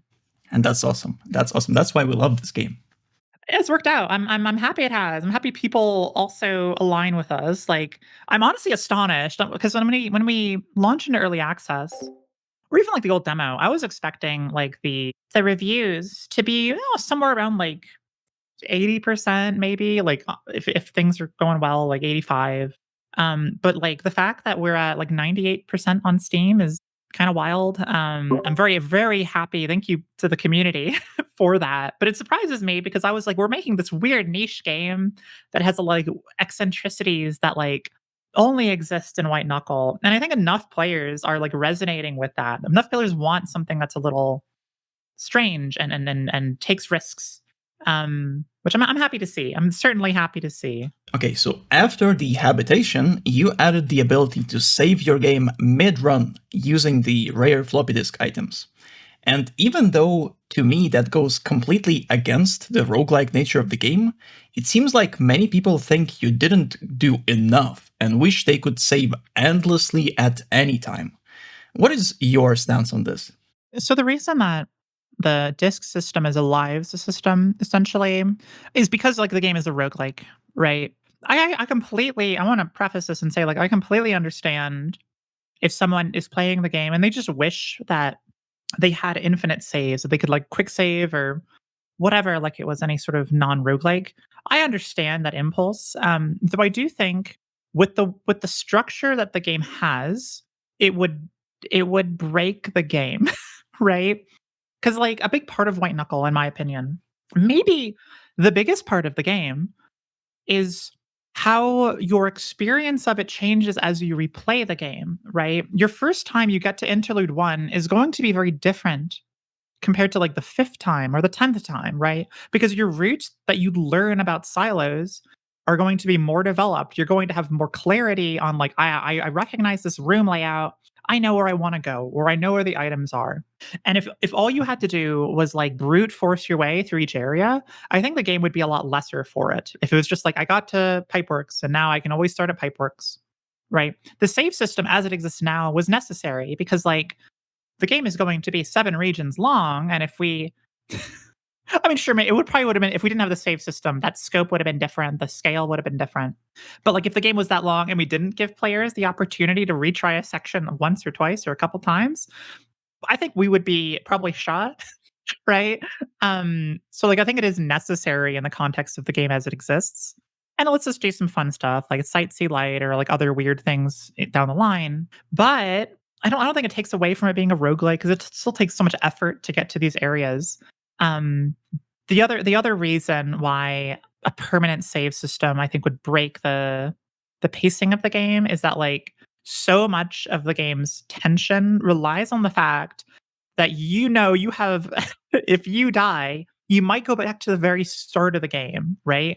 Or even if you don't, even if you have a save from like the start of the region that you're in, well, now you're one life down if you die, right? And then you're gonna have even less chances in the future. And so there's so much like baked into the tension curve there. There's so much pacing stuff that exists with the current system. That's my perspective. Like again, I understand if someone wants infinite saves, but the game would have to be like radically redesigned, I think. It would just have to be like it couldn't be a roguelike in the first place if that was the case. It would just be like a straightforward campaign. Oh, I agree. I think the saves have to be in White Knuckle, the way they are right Yeah. now. If saves were not in White Knuckle, well, now honestly, I don't think the game would be at 95% on Steam. No, I don't think so either. Like I certainly, if I was a player and I saw this game and I was like, oh, this climbing mechanic's really fun. I enjoy this. And then like there was no opportunity to retry a section once or twice or a couple times, I would probably not continue playing. Or even if I really enjoyed it, it would just be like, oh, this is way too much of a grind, right? But the way that the saves are laid out, it's like there's a lot of gameplay there where it's like you can hold on to your disc for a later area so you have a later revive, but that's risky because maybe you'll die on the way to that later area. And so there's a lot of like complexity baked in, and it's also really like I've never seen a roguelike do that kind of save system. I don't know if I've seen any game with as weird of a save system as we have, but we did it. I'm very happy with it. It's very strange, but it feels strange in a very wuckily way. It does feel good. Now, I will unfortunately skip the challenge update, as at this point in time, I still haven't touched the challenges myself, so I can't really comment on those. Wait, really? Yep. Like you've not done it like do you have like bronzes? I have not played any of the challenges. Oh my god. Oh my god. You should do the challenges. They're fun. I should. It's just, I don't know. The rest of the game is so That's fun that I fair. never got to them. I mean, I guess it makes sense. Like a part of the reason we did the challenges is because we knew that there were people like both within the team, right? Like we wanted them because we wanted to design some like weird little situations, weird little levels that like don't really fit within the campaign. But also like we knew there are people who just want to have that kind of experience.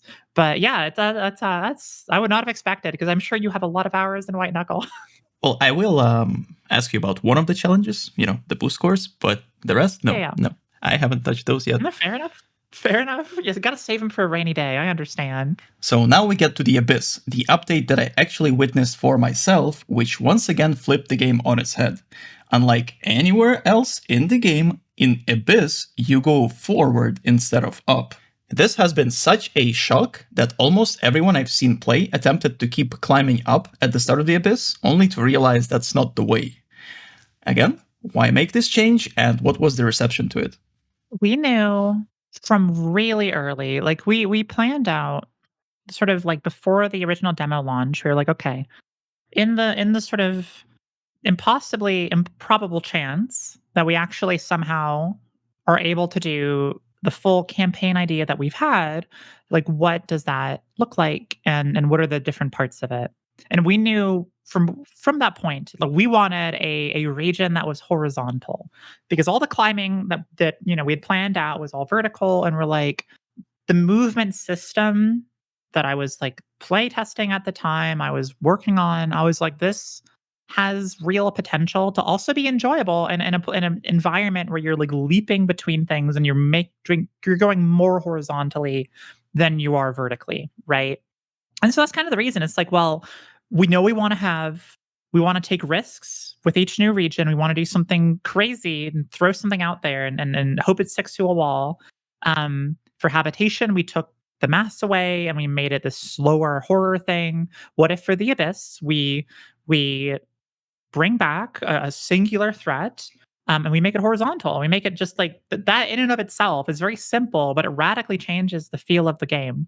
And so that was kind of the point. The point was just to to shift things up, to keep the game engaging and interesting, and also to maybe have it feel like really open in a way that the game hadn't been before. And it certainly worked. Once again, these shakeups, they're so very cool when you progress through the campaign. Yeah, I think it's fun. It also means that, like, it's really funny how there's a lot of people who, especially like in endless mode, people have their like little comfort modes, right? There's a lot of people who like just enjoy Endless Abyss because they enjoy like the difficulty at the start and then how it changes over the course of the run. Especially like if you're doing like Endless Superstructure, which has all of the different regions. Um, Getting to the abyss always feels like such a drastic shift up that really engages me as a player. So yeah, I think Oh it's yeah, fun. I think Endless Abyss is like the most popular endless mode, right? I think so, yeah, which is funny to me. um, I think it's fun. I think it's like there's a lot of silly shit you can do in Endless Abyss. Yeah, it's great. It's nothing. It's like nothing else in the game. Now, before we talk about the Abyss levels, let's cover the artifacts. Now, I love them all, even if some of them aren't as crazy as others, like the timepiece. I still love them all. But here's the question. Now, currently, there is a fairly small pool of only 5 artifacts. Do you intend to keep this pool small to help people get their favorites more easily? Or will we see many more by the time the game comes out? So we are like for sure going to be adding more artifacts, but they're not like they're not going to. There's not going to be as many artifacts in the pool as there are like perks, right? I think like by 1.0, the artifact pool might be somewhere between like 8 to 10, right? And that being said, like if it is even like the higher number, ideally, like with how you can reroll perks, ideally there's also a way to, I don't know, reroll or get an extra opportunity that you can select for them or something to reduce that RNG so players can see their favorites. Or maybe there's just a way to like lock in a favorite or something that you always have a choice of. I don't know what it'll be, right? But there will be more. It's not going to be like a massive pool, I don't think. But certainly larger than it is now. That's great to hear. Will you buff the timepiece? You know that the timepiece, I don't know if people noticed, but the timepiece was buffed in the anniversary update. What? It basically instantly regenerates your stamina when you use it, or like over the course of like a second. What the? Excuse me? And it Yo, hang on. also it also heals you, which is more useful in a in the nest certainly. Is it'll regen your health instantly. Or not instantly, against over the course of like a second, it's like applies this like healing factor or like stamina regeneration factor. Oh my So it did get a god. bit of a buff, which might make it more useful in endless specifically because in abyss like stamina is not that important. But um, Hang yeah, on. I don't think anyone actually noticed that. I don't think anyone knows. It's funny I didn't say it. There's like sometimes I'm just kind of curious about like how things kind of pan out. I mean, for the timepiece specifically, there's some like interaction stuff I want to do with it where it has more niche uses because like it's mainly meant as a way to help a struggling player with somewhere like the abyss or whatever, right? Or it's like if you fumble a jump, you can recover. That's the idea behind it. It's not I don't think it's ever gonna be, like, super speedrun viable or anything. It does have, like, utility, like, you can gain height off of it because of its boost mechanic.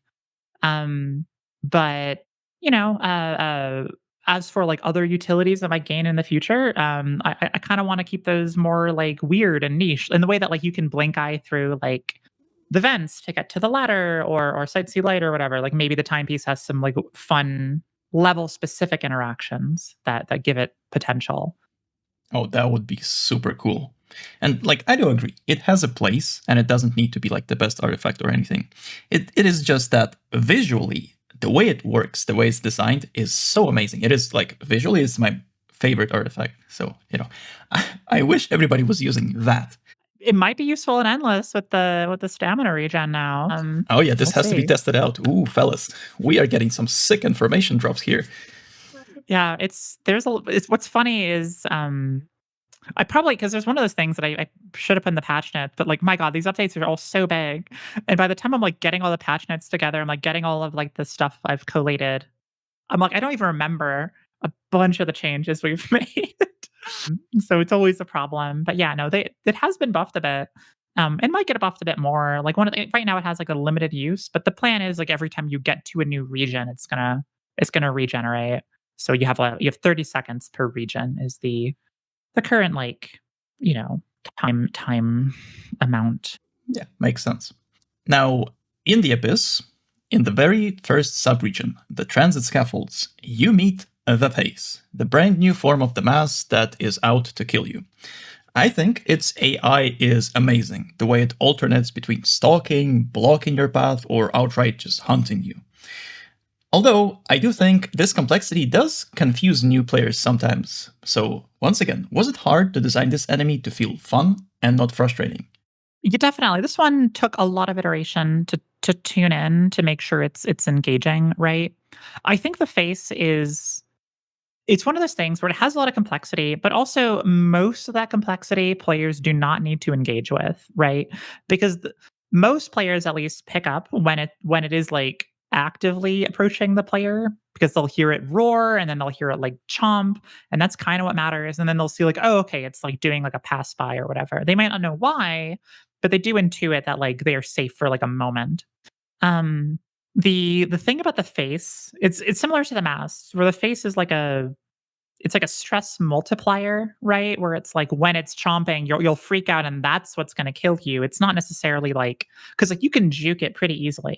If you're really calm and collected when you encounter it, it's another like most of the things in the game, you can be like, okay, I am going to like backtrack a little bit to get myself into a safer position. But obviously, most new players, they're going to hear it gnashing and they're going to like leap into the void because they just want to get away from this scary thing, which I understand. That's like the point, right? The point is to make people freak out. But it did take a lot of tuning for sure. Yeah, and you certainly succeeded in freaking players out, because oh well, that's what happens all the time. And it's one of those things where every time I watch like a streamer or a YouTuber get to the abyss, it is maybe my favorite part of the game to like watch and sort of see how they react because it's so like dynamic the way it changes. And also like it's not just me, like it's also like usually whatever chat is active at the time, it's like people are like freaking out and they're like, "Oh my god, what's that?" It's a lot of fun. Yeah, regarding that, I think you implemented the way the face shows up very well for this. Unlike the thief, for example, right? It doesn't exactly announce its presence. It just approaches you silently initially. So then, whenever somebody plays for the first time and they look down or behind them, oh, there's something right next to them. Yeah, it's that is something I'm very happy with how it turned out because it actually spawns up roughly where it would be in like Forlorn Gateway, so it's about like a kilometer below the player, and or whatever the height of Hab is, like 700 meters, 800 meters, or something. And yeah, so like I wanted to give players enough time and like transit scaffolds to like figure out like how they're like maneuvering in this space, how far can they fall, etc. And then usually what happens is a player is like 1 or 2 levels in, like maybe about halfway through transit scaffolds, and that's when the face makes its presence known, and it's always it always makes me so happy. Oh, you do seem to get quite a lot of enjoyment out of, a little bit of suffering. I mean, it's a horror game. It's a horror game. If I'm look, part of the fun, like it's also as like a player, as someone like I am again a wuss when it comes to horror games. I was scared of the face, and like my initial interactions with it were exhilarating and terrifying, right? Um, and so when I'm designing stuff for the game, I'm like, what would I find nightmarish in a way that like makes me feel something when it's over, right? When I've gotten past it. Like what feels amazing to beat in a way that is using my skills, that is using my ability to sort of plan quickly in a dangerous situation. Um, and so that's sort of what I try to put into White Knuckle. What we all try to, like, the entire team does. Certainly not all me, because there's so much like back and forth. Um, and I do enjoy watching people struggle sometimes. It's true. I don't think White Knuckle would exist if that weren't the case. Oh, yeah. Now, I guess since we're talking about the face, I might as well ask this.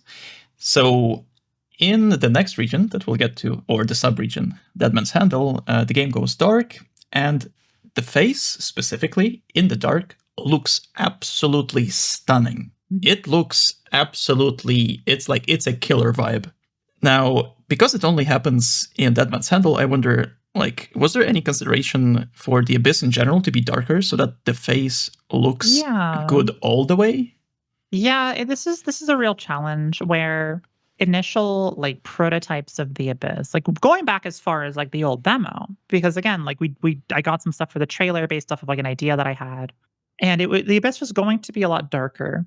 The problem was like we in introducing the massive change up that is the Abyss, it's like we didn't want the player struggling with like the flashlight and all of this stuff like right off the get-go while dealing with the face. It was just a little too overwhelming, right? I knew I wanted a dark section, which is why Deadman's Handle exists. Um, it was a matter of like balancing it so it felt fair. And sometimes unfortunately making the game fair does come at the cost of like a certain amount of aura farming or a certain Oh, yeah. a certain something that I do like, but that's just a part of game development that like is unavoidable, right? Yeah. At least there's a sub-region of aura farming. At least that's that. Yeah, exactly. And you know what? Hey, I'm very happy to do just I'm gonna do this subregion. It's mostly there to farm aura because that is like why else be a game developer? Now, going back to scaffolds, something you also see in the scaffolds for the first time are the altars. And I would like to ask you about the sacrifice mechanic. Now, currently it is very simple. You give up items and you get fixed rewards. It's almost like a vending machine in a way. Now, in the future, can we expect more complicated ways of interacting with altars or Rho specifically, I guess? Or will they remain relatively simple? We have plans for more like row mechanics with the altars and outside of the altars. As for like what those specifically might end up looking like, I don't know if we have enough like concrete ideas or things that we want to say that aren't like spoilers yet. I would like to do more with them. The altars were like we knew we introduced this, like okay, habitation introduces like peripheries and the delta periphery. It also introduces this point narratively in the timeline. Like there's a ton of notes in habitation that are talking about what's going on in the game. Like there's so much like lore stuff that's just like in notes and floppy disks and whatever. And so there is this roughly understood period of time within the notes that you can find in the game, or like you can form a coherent Euclidean narrative about what happened. And then unfortunately, or not unfortunately, but like part of the narrative of or the lore, I guess, of the world is that like, well, habitation yellow falls, right? And like everyone inside gets like killed horribly by a number of different things. And so the abyss was us like, okay, we want to maybe explore some of what happens in the timeline after habitation falls, right? In terms of the history of the world. And so we introduced Rho and the Rho cult because that's like that gave us a way to like play with some of these elements. And so there's certainly a lot more I would like to do on that front in terms of like, and there's certainly more we have planned for Rho and for the interactions you can have. Um, Maybe some unique items you get from the altars, maybe some unique things you can trade in, et cetera, et cetera. Oh, that's great to hear. Okay, so as for the transit scaffolds themselves, I love them the way they are. But again, they were also present in that initial trailer from a year ago. Was your idea for this location the same back then, or did it evolve? Honestly, it's pretty close.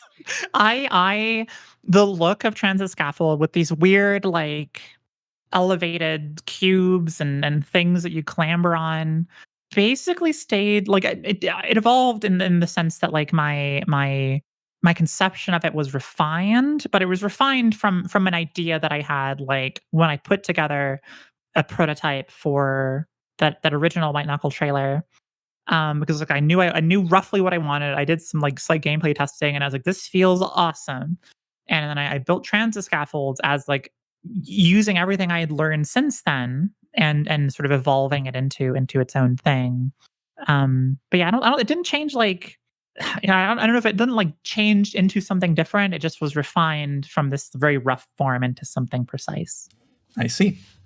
Now, as for the second Abyss subregion, Deadman's Handle, it is visually insanely cool when you first see it for the first time.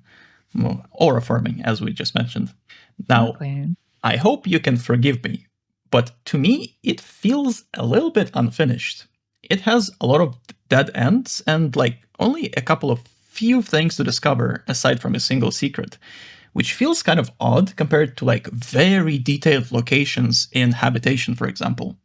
Was this area something you had trouble with in development, or am I just going crazy here? We definitely struggled because we had a really solid conception of transit scaffolds and hanging gardens going back from when we drafted ideas about the abyss, right? And the middle subregion, because we knew we wanted transit scaffolds at the start, we knew we wanted hanging gardens at the end. And the middle one was always in flux. We had a lot of different ideas, and eventually I landed on I want something like that requires you to use your flashlight, that maybe I also knew at some point in the abyss, it was maybe at one point gonna be like a random event, but I knew I wanted like a nuke to go off and like a distant habitation because I thought visually that would be it would just add to the insanity of the superstructure. You know, I tied all these things together and I made it feel like you were in a storm. Part of the problem was because we had ideas for like developing it further, but the Abyss is already so complex for a player to encounter and, like, play through, right? There's a lot going on in the Abyss, and just having the middle subregion be like a flashlight subregion felt like a lot for, like, most players' experiences of it until you've, like, done it a bunch and then, whatever. But, like, we had some, like, ideas for, like, more things or, like, deeper ways we could take it, but it honestly just didn't work in the context of, like, everything that we wanted to do because it was just too much. It was just too much. We had too many ideas and we kinda had to, like, cut it down to something that, we coulda gotten something more done, but it was a matter of, like, what is actually is this too much for the player to deal with at any given time or any given place? And maybe, we have, with the nest, we have some alternate levels for it, which are gonna be coming in, so there's gonna be alternate Deadman's handles, but, like, beyond that, I'm pretty happy with where it's landed. I don't think it needs to be, like, that complex to be worthy of being a sub-region, I guess, is sort of where I stand. I see. Well, I think the first thing that comes to mind, like, I know it came to me when I played it, and maybe other people feel the same way, but the first thing that comes to mind is like, ooh, it would be so cool if this thing had an interior.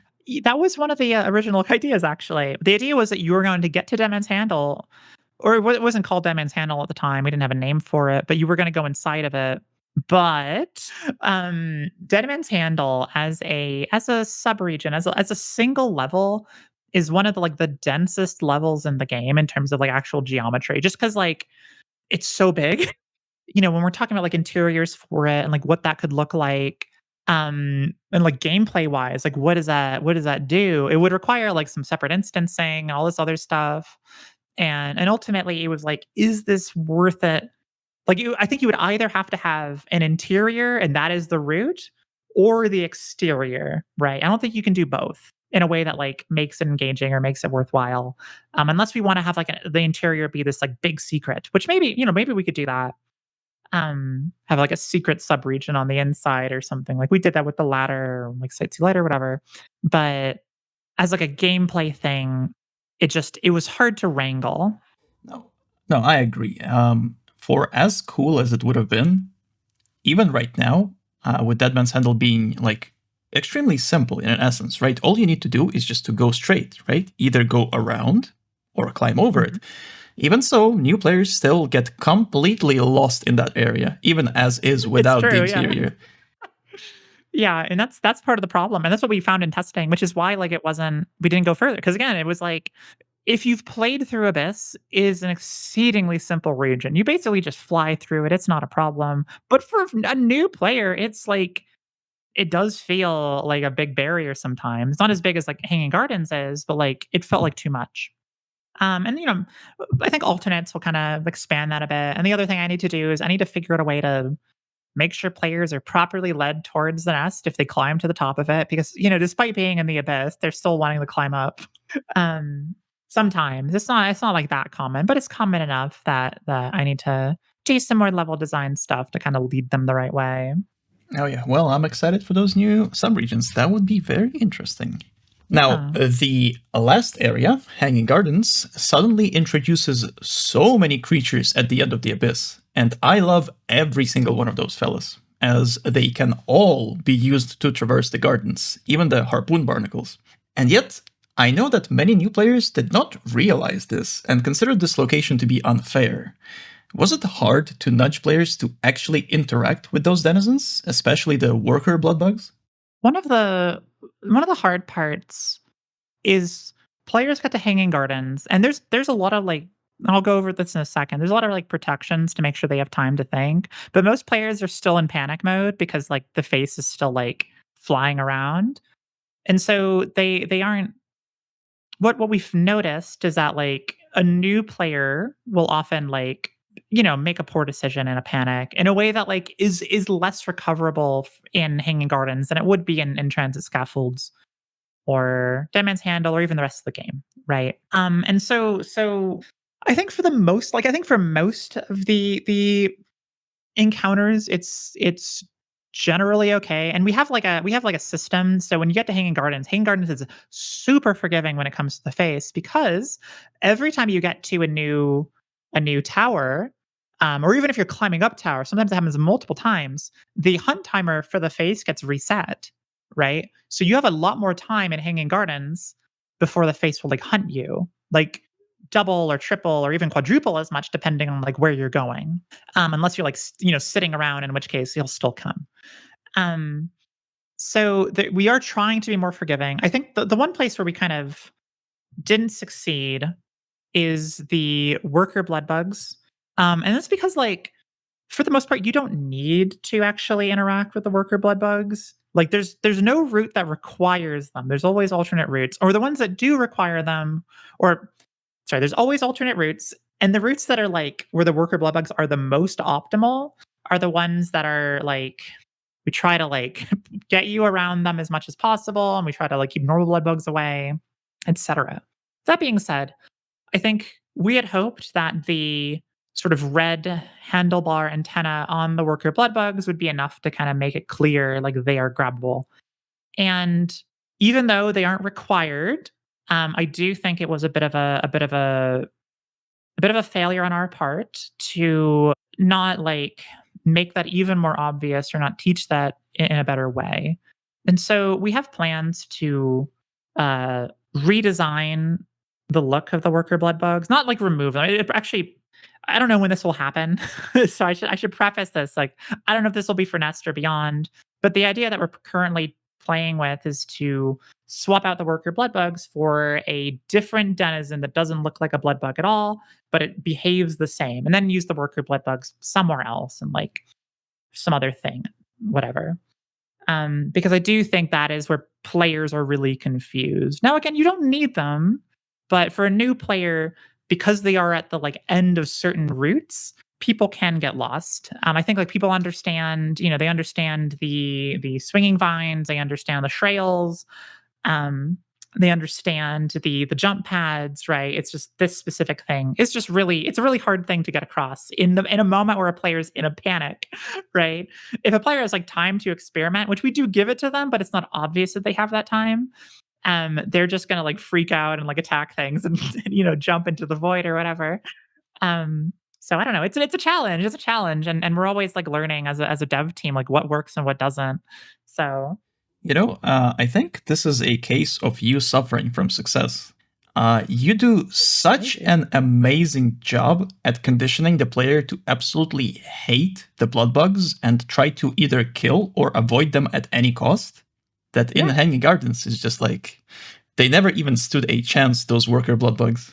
No, it's true. It's true. Which is why, like again, we this is something like we've talked about internally for a while. And it's also part of why the game is in early access, is because like one moment, sorry. What was I saying? The blood bugs, the workers.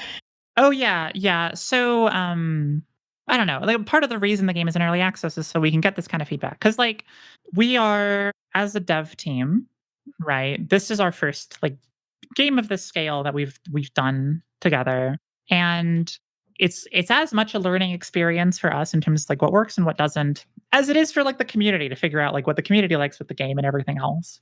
So I don't know.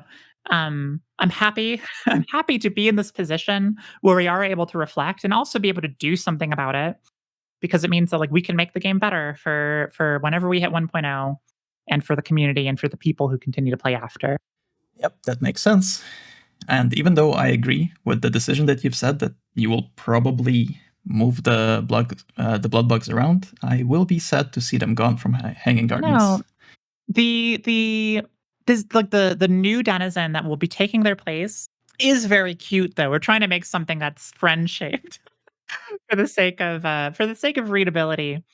Um, and that being said, like worker blood bugs in their like the current design, I love the design of the worker blood bugs. I think they're absolutely gorgeous. I think Quinn did a fantastic job with them. I wish this didn't have to be the case, but they'll be somewhere in the game. They might be more aggressive if we, whatever we move them to. Oh no. Might be an aggressive worker or something. I don't know. We'll see. It's all very very much up in the air, and again, I don't know when this is happening. We're working on it right now, so maybe by the nest or maybe the update after. But we are like taking community feedback. Okay. Now, the Abyss update also came with Tangled Sink and Expulsion Chute, the shortcut regions that you can take to skip either silos or pipeworks. And I love the concept. Now, I'm wondering, are you actually planning on adding a shortcut to every single region that's going to be in the game? No. So there will certainly be shortcuts for we have Tangled Sink and Expulsion Chute. There's gonna be a habitation shortcut, there's gonna be an abyss shortcut. There will almost certainly be a nest shortcut. Um as for the two final regions, I think it's likely that the sixth region will have a shortcut. Um, but I'm not gonna say that for sure until like it all pans out, because like we're not even working on that on that region yet. I don't want to make a promise if we can't keep it. And then guaranteed the final region of the game, the seventh region, will not have a shortcut. So I think all in all, there will probably be about 5 or 6 shortcut regions, which is a lot to be fair. But yeah, it won't be every single one. That's great. Well, I mean, it makes sense for the final region not to have a shortcut. I mean, at this point, you might as well skip the entire game. Yeah, exactly. Now, I don't know if this is going to make it into the final cut, but, there is this question of, while I do love the shortcuts, they are in kind of a weird state right now, right? Tangled Sink is like so incredibly punishing to the insane degree where I often see new players either just don't go in there at all, or they go there once, they get absolutely demolished, and they never touch it again. And, Shoot has an opposite problem, where as soon as somebody tries it, well, they only go Shoot, and then, whoops, they don't see in the new interludes anymore at all. Yeah. The It's kind of interesting. From what we've seen, most players are just playing like the normal regions anyways, even if they have shortcuts unlocked, because like sync is pretty hard. And to be fair, it's been nerfed a bit or made like easier in a couple patches, and it'll probably get a bit easier by the time the nest comes out. Um, and shoot has an item requirement, which for like a speedrunner isn't a problem, but for most normal players, like getting into it with items, you need like specific items to get up to it, and then you need more items to get through it effectively without like being in this sort of dangerous or precarious position.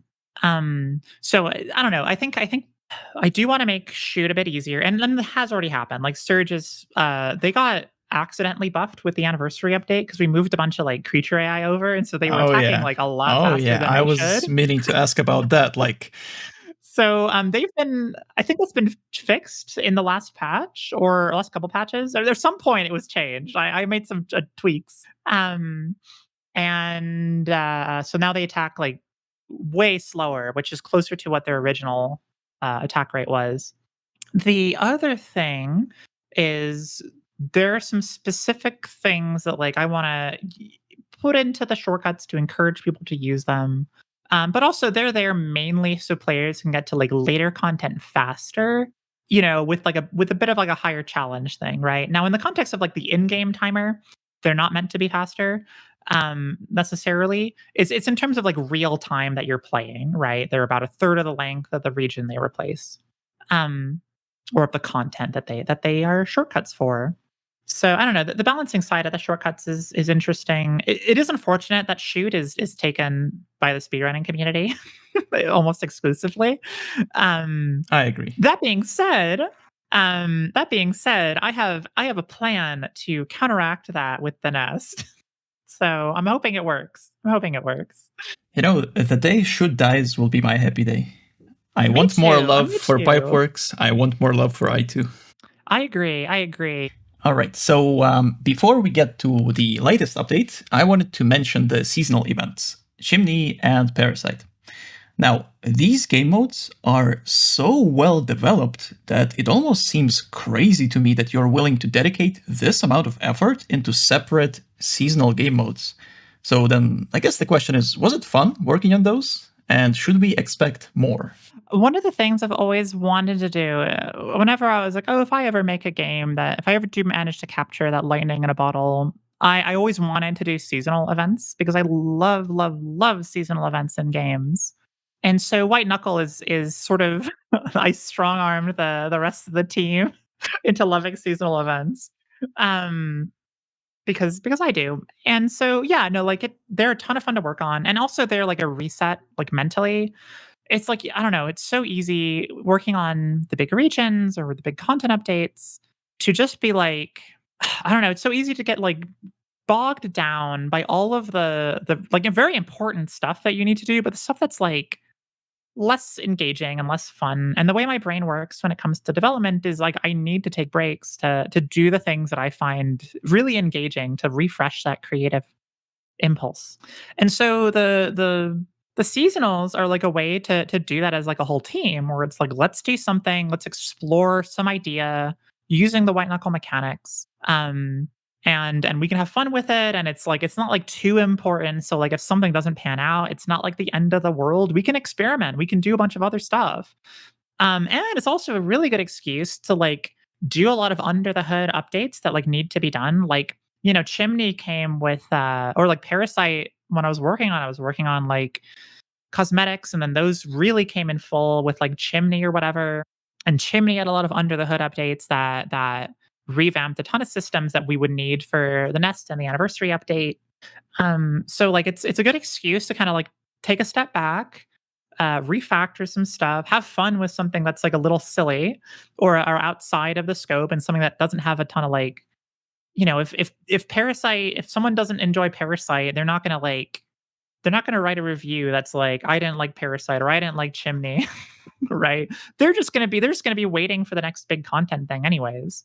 And so it's easy for us to try things out and see what sticks. Yeah, I do enjoy this aspect of where these updates, even though they don't necessarily add content to the main game, which people might be only interested in, still a couple of things do like seep through into the main campaign, like the stealth mechanic from Parasite. Although I think Exactly, yeah. most people still don't realize it exists. But it's very useful. You can stealth past a lot of stuff. But it's like, you know, might as well use the opportunity, like if we're doing this thing to bring in something cool to the main game. And like, yeah, stealth isn't a big one of those where it's like, let me do some changes overall to a lot of these systems, which allowed me to do things like stealth and you know, it's all good. And there will certainly be more seasonal events. They kind of like will happen. Like for sure, we'll have another you know update to Chimney this winter. I'm positive. I'm hoping at least we'll do something for Halloween. It all kind of depends because like they are less important, of course, than like the main stuff. So like we're only going to do them if like we're not like crunching to get something done for for the like the campaign or whatever. But like certainly there will be more seasonal events. I love doing them. The rest of the team loves doing them. They're just a lot of fun. So I guess the takeaway is that you did have fun making those. I did. I did. Okay, now then, the anniversary update. Now, we have only just now gotten used to it, but I do have some questions about it. Now, trinkets and bindings. While this system is fairly simple right now, anyone can tell that the potential for expansion here is practically infinite. Do you intend on keeping these as is for now, or should we expect more to be added?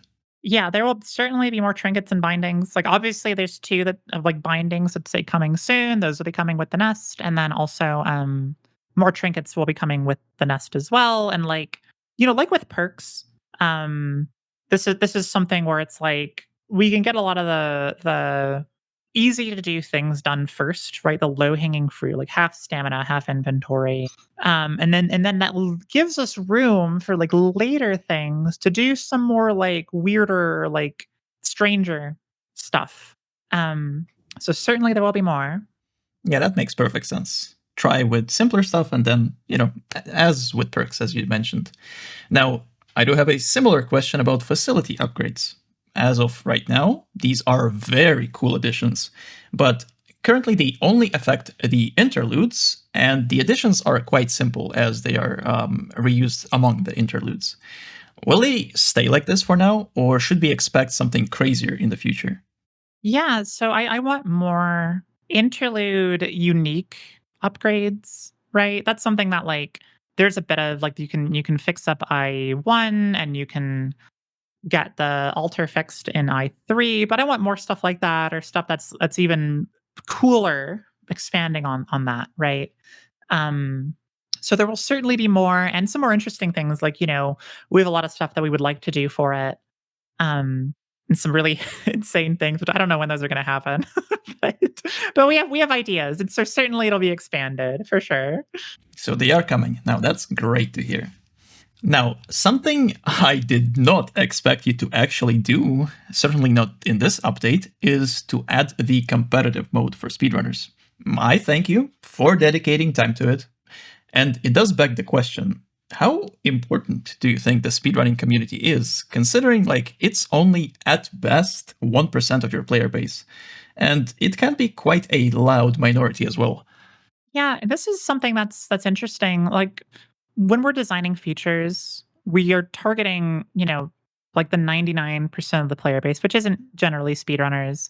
But I think there's stuff that like because I like the speedrunning community. I like watching speedruns. I like hearing about new records that are made and seeing the discussions that people are having. I think there is a bit of a draw to the game that exists because there is like a pretty vibrant speedrunning scene. And I think making sure that there is room for that is good. The other reason I added competitive mode is you mentioned a loud minority is it's a lot easier for me to make changes that cater to a loud minority if it's something like competitive mode where it's like if I do something tweak something that might affect balance in the main game, I can do it there without it like affecting 99% of the player base, which is really useful for me. Where it's like, okay, this clearly is an issue for like this portion of the community, which I do really care about, even if like I just as a result of being in the position that we are as Dark Machine, like we have to care unfortunately more about the larger bulk of players that are not speedrunners. I do really care about speedrunners and I want to make sure that like all of you are accounted for as much as like we have time for because like it is a speed climbing game. We have leaderboards. Why have that if we're not like doing something for you all? That's amazing. But oh, that's weird. So the next question, right, to follow up on this one. While I am very happy that we have this competitive mode, it almost makes me feel sad about like the super casual people, because I know that a lot of people, including some that I introduced to the game myself, they stopped playing because they think the game is just too hard for them. So the competitive mode got me thinking, can we expect an easy mode, or, the Zen mode, to be added anytime soon? Or is this something for after 1.0? I don't know. This easy mode is so it's one of those things, like, I think I've thought a lot about it, and, like, if we do it, I think it would be for 1.0 for sure, like, if we were doing it, which, like, we're still undecided internally. I do would like to get those players that are really casual and get them so they can enjoy the game, and I'm kinda hoping, personally, that, like, the trinkets help with that a bit, like, that's why we have, like, the mass slowdown trinket is so, like, if a player is struggling, if they're struggling with the mass or whatever, they can grab this thing, and it'll help them through the first part of the game. It is making the game easier, right? That is sort of my hope, is like that one you unlock, like, pretty fast. Um, so a part of this too is, like, we kinda need to see where the game lands by the time we're getting, like, closer to 1.0, like, how difficult is every region? What's, like, the completion rate, et cetera, before I wanna be like, "Okay, let's just add a whole new, like, game mode type for or mutator type or whatever for, like, an easier play style." I'm not against it, certainly, and we've thought a lot about it. It's just a matter of, like, making sure that when we do it, we're not, like, splintering off, because there's also a pretty large portion of the player base that, really struggled with the game, but then, like, overcame that adversity, and they love the game more than I think they would've if they hadn't struggled first, right? And so whatever we do, I need to make sure that, like, it's not too much of a draw to, like, ruin their experience, but it's also something that, like, helps people. I'm kinda hoping the trinket system helps with that a bit, but, like, we kinda have to wait and see. But, like, if it happens, I think it'd be for 1.0. Makes sense. So now finally we get to the boost course. The new boost course challenge actually acts as an amazing tutorial, thanks to the simple instructions you get and especially the resets whenever you fail. Now, would you consider updating the main tutorial to be more like boost course, considering that this main tutorial seems to confuse new players whenever they try it? Yeah, so the current tutorial is probably not going to be in the game for 1.0, because, and I've talked about this a little bit in a couple places, and I don't, again, 1.0 is a little ways out, so if things don't pan out the way I'm talking about, I don't know the future, right? But the current plan is that we'll have some sort of prologue before you start the campaign that incorporates the tutorial, or, like, a new tutorial that teaches players all the mechanics and then puts them into the campaign directly.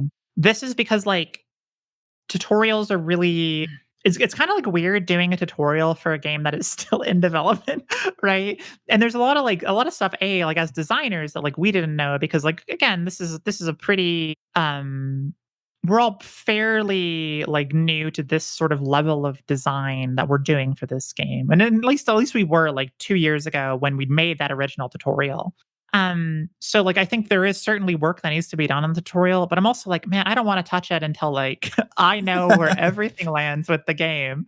Because, like, that point I'll know exactly what we need to do. I know where the tutorial has failed, where it succeeded, and I know how to incorporate all of that, to make it even better. Like, Boost Course has a bit of that, right? It's mainly meant as a challenge map, but it's also meant to, like, teach people about specific mechanics. Um, and so, like, yeah, I do like how it lets you, like, retry and do things over and over again. I think people seem to get it, and it solves kind of one of the issue of, like, actually teaching players how to boost if a player doesn't know that already. So, yeah, there will be changes made to the tutorial by 1.0 for sure, whether that's in some sort of wholly new tutorial section, or changes to the current tutorial. I cannot say yet. And maybe this is something too, because one of the things that we want to do is, I want to completely overhaul the logbook. The logbook right now is this, like, weird little stand-in where it just, like, tracks some things, right? But what I want from it is something more like your traditional, like, roguelike kind of log, or like Risk of Rain, or Spelunky or whatever, where you can see like some info and you can uncover info about things that you've used in the game the more you use them. And like, I think maybe there's room to teach some stuff in there too, for players that are like willing to kind of do some reading, and then maybe have a few sections in the game that are, I don't know. It's just hard. It's hard and it's White Knuckle's so weird is the problem, It and our is. vision is so weird is the other problem. Oh, it's true. All right. Now, that is the end of all of my questions. But since this channel is essentially known for tier lists, would you be willing to make a tier list of your own right now? Oh, I would love to do a tier list. Absolutely. Okay. If you will, I would ask you to rank all the artifacts using my tiers, which are, top is busted, then solid, then training wheels, and then for fun only. And since you already leaked the new rapier artifact, perhaps include that as well? Okay. So I'm gonna be ranking these in terms of where I think they stand in the context of also the nest. Now that means, and then the context for the rest of the community, maybe some things will be moved around. One thing in particular, but I can't help but talk about it. Um, yeah. So let me see. I am going to start. I'm just going to read them in the order that the wiki states them. Yeah, for sure. Otherwise, I'm just gonna go from my favorite to least favorite. But I feel like it's maybe more engaging if I what the order? Okay, it goes the glove, the remote, the spear, the timepiece, the translocator, and the new artifact, which is the rapier, which we'll have at the end. Okay, so the glove. See, this is the problem. I have a problem here, which is that the glove is very good. I don't like using the glove. I think it's too boring. Okay, I would say the glove is probably, if you are like comboing the glove with other items, I think the glove is potentially busted. If you're like using it for like for boosts and stuff, I think it probably lands in solid, sort of in average play though. I think like in a combo situation, it can be really good. I think in a, you know, for like over the course of a run, it's probably just solid. The remote, ooh, where would I put the remote? I think I think the remote's probably solid as well. It's really powerful, and there are some like crazy skips you can do. Um, but also, man, I always get really too overconfident using the remote and accidentally miss one of the like jump from one to another, from one remote handhold to another. Oh, yeah. So on a personal level, I always mess it up doing the like combo with it. So I'm gonna put it on solid. I think the spear's busted. I think the spear probably the best artifact in the game. I think it's in the context of the Abyss, I think it's quite good. Like, I think it's really, really good in the Abyss. I think in like other regions, it's completely busted. And to such a level that, like, for the sake of balancing the nest, like it's getting a bit of a nerf if you overuse it. Because like otherwise it's way too strong.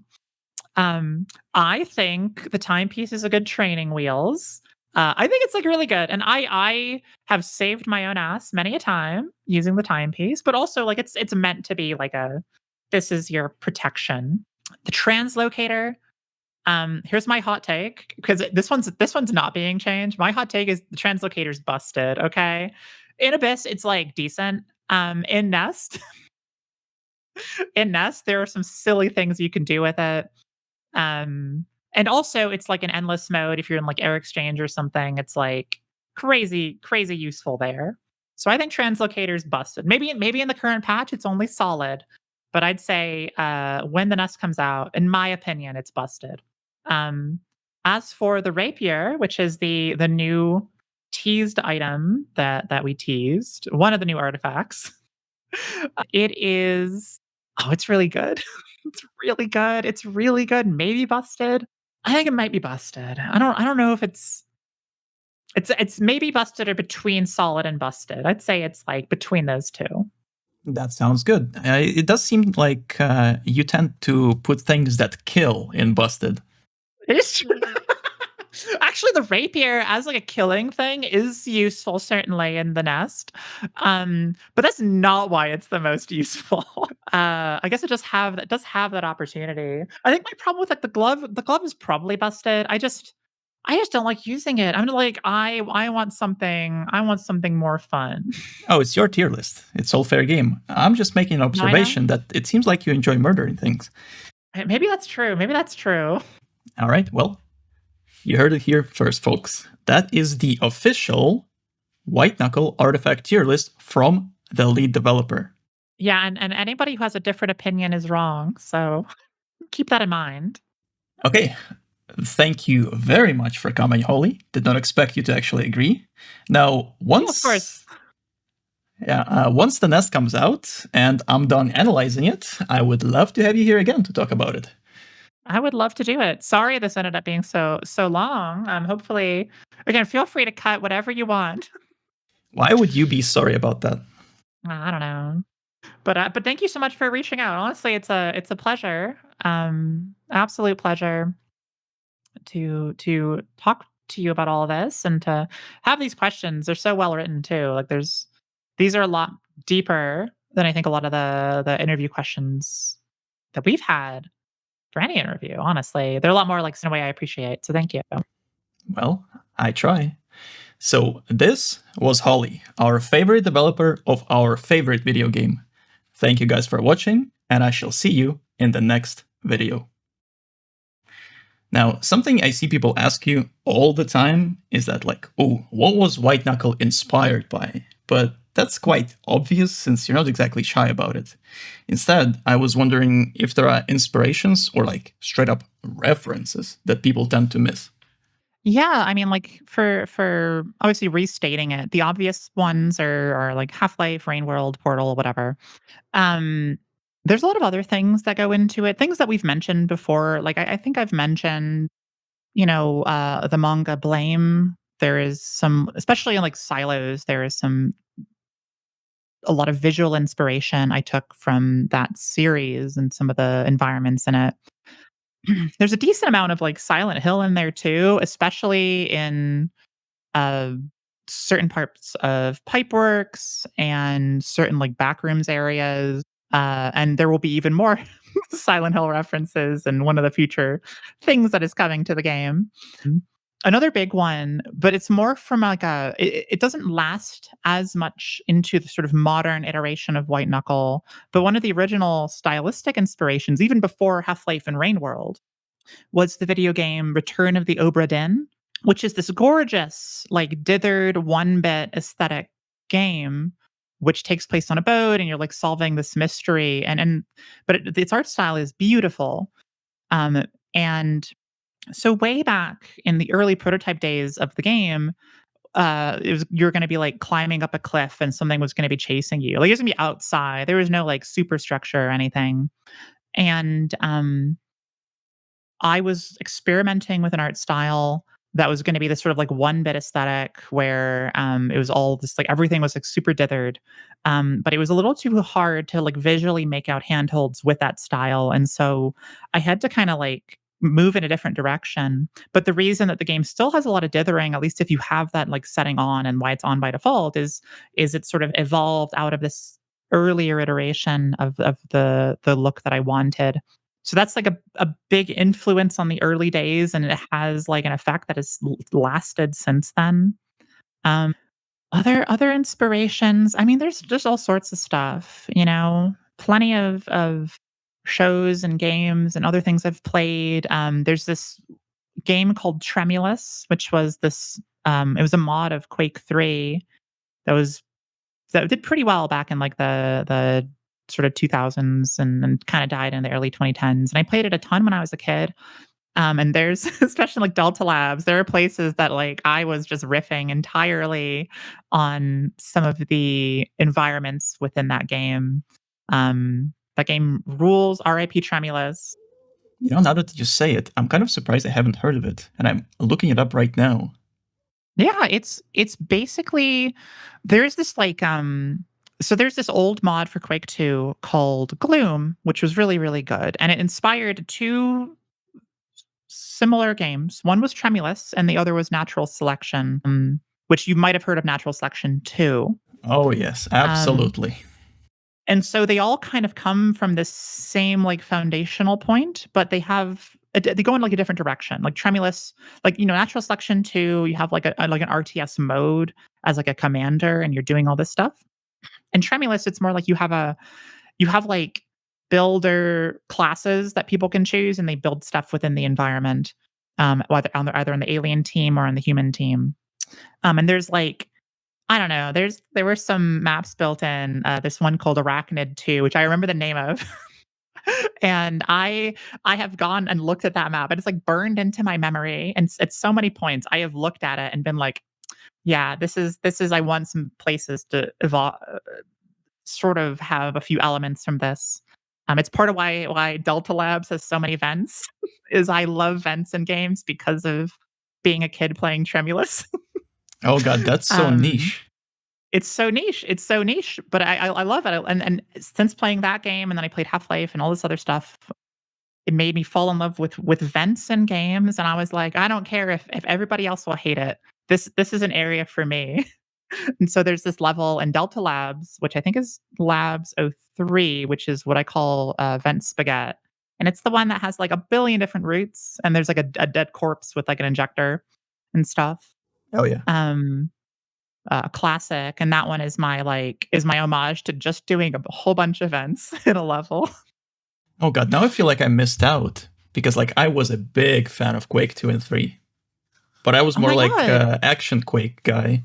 Action Quake was great. You really should. I mean, I think, like,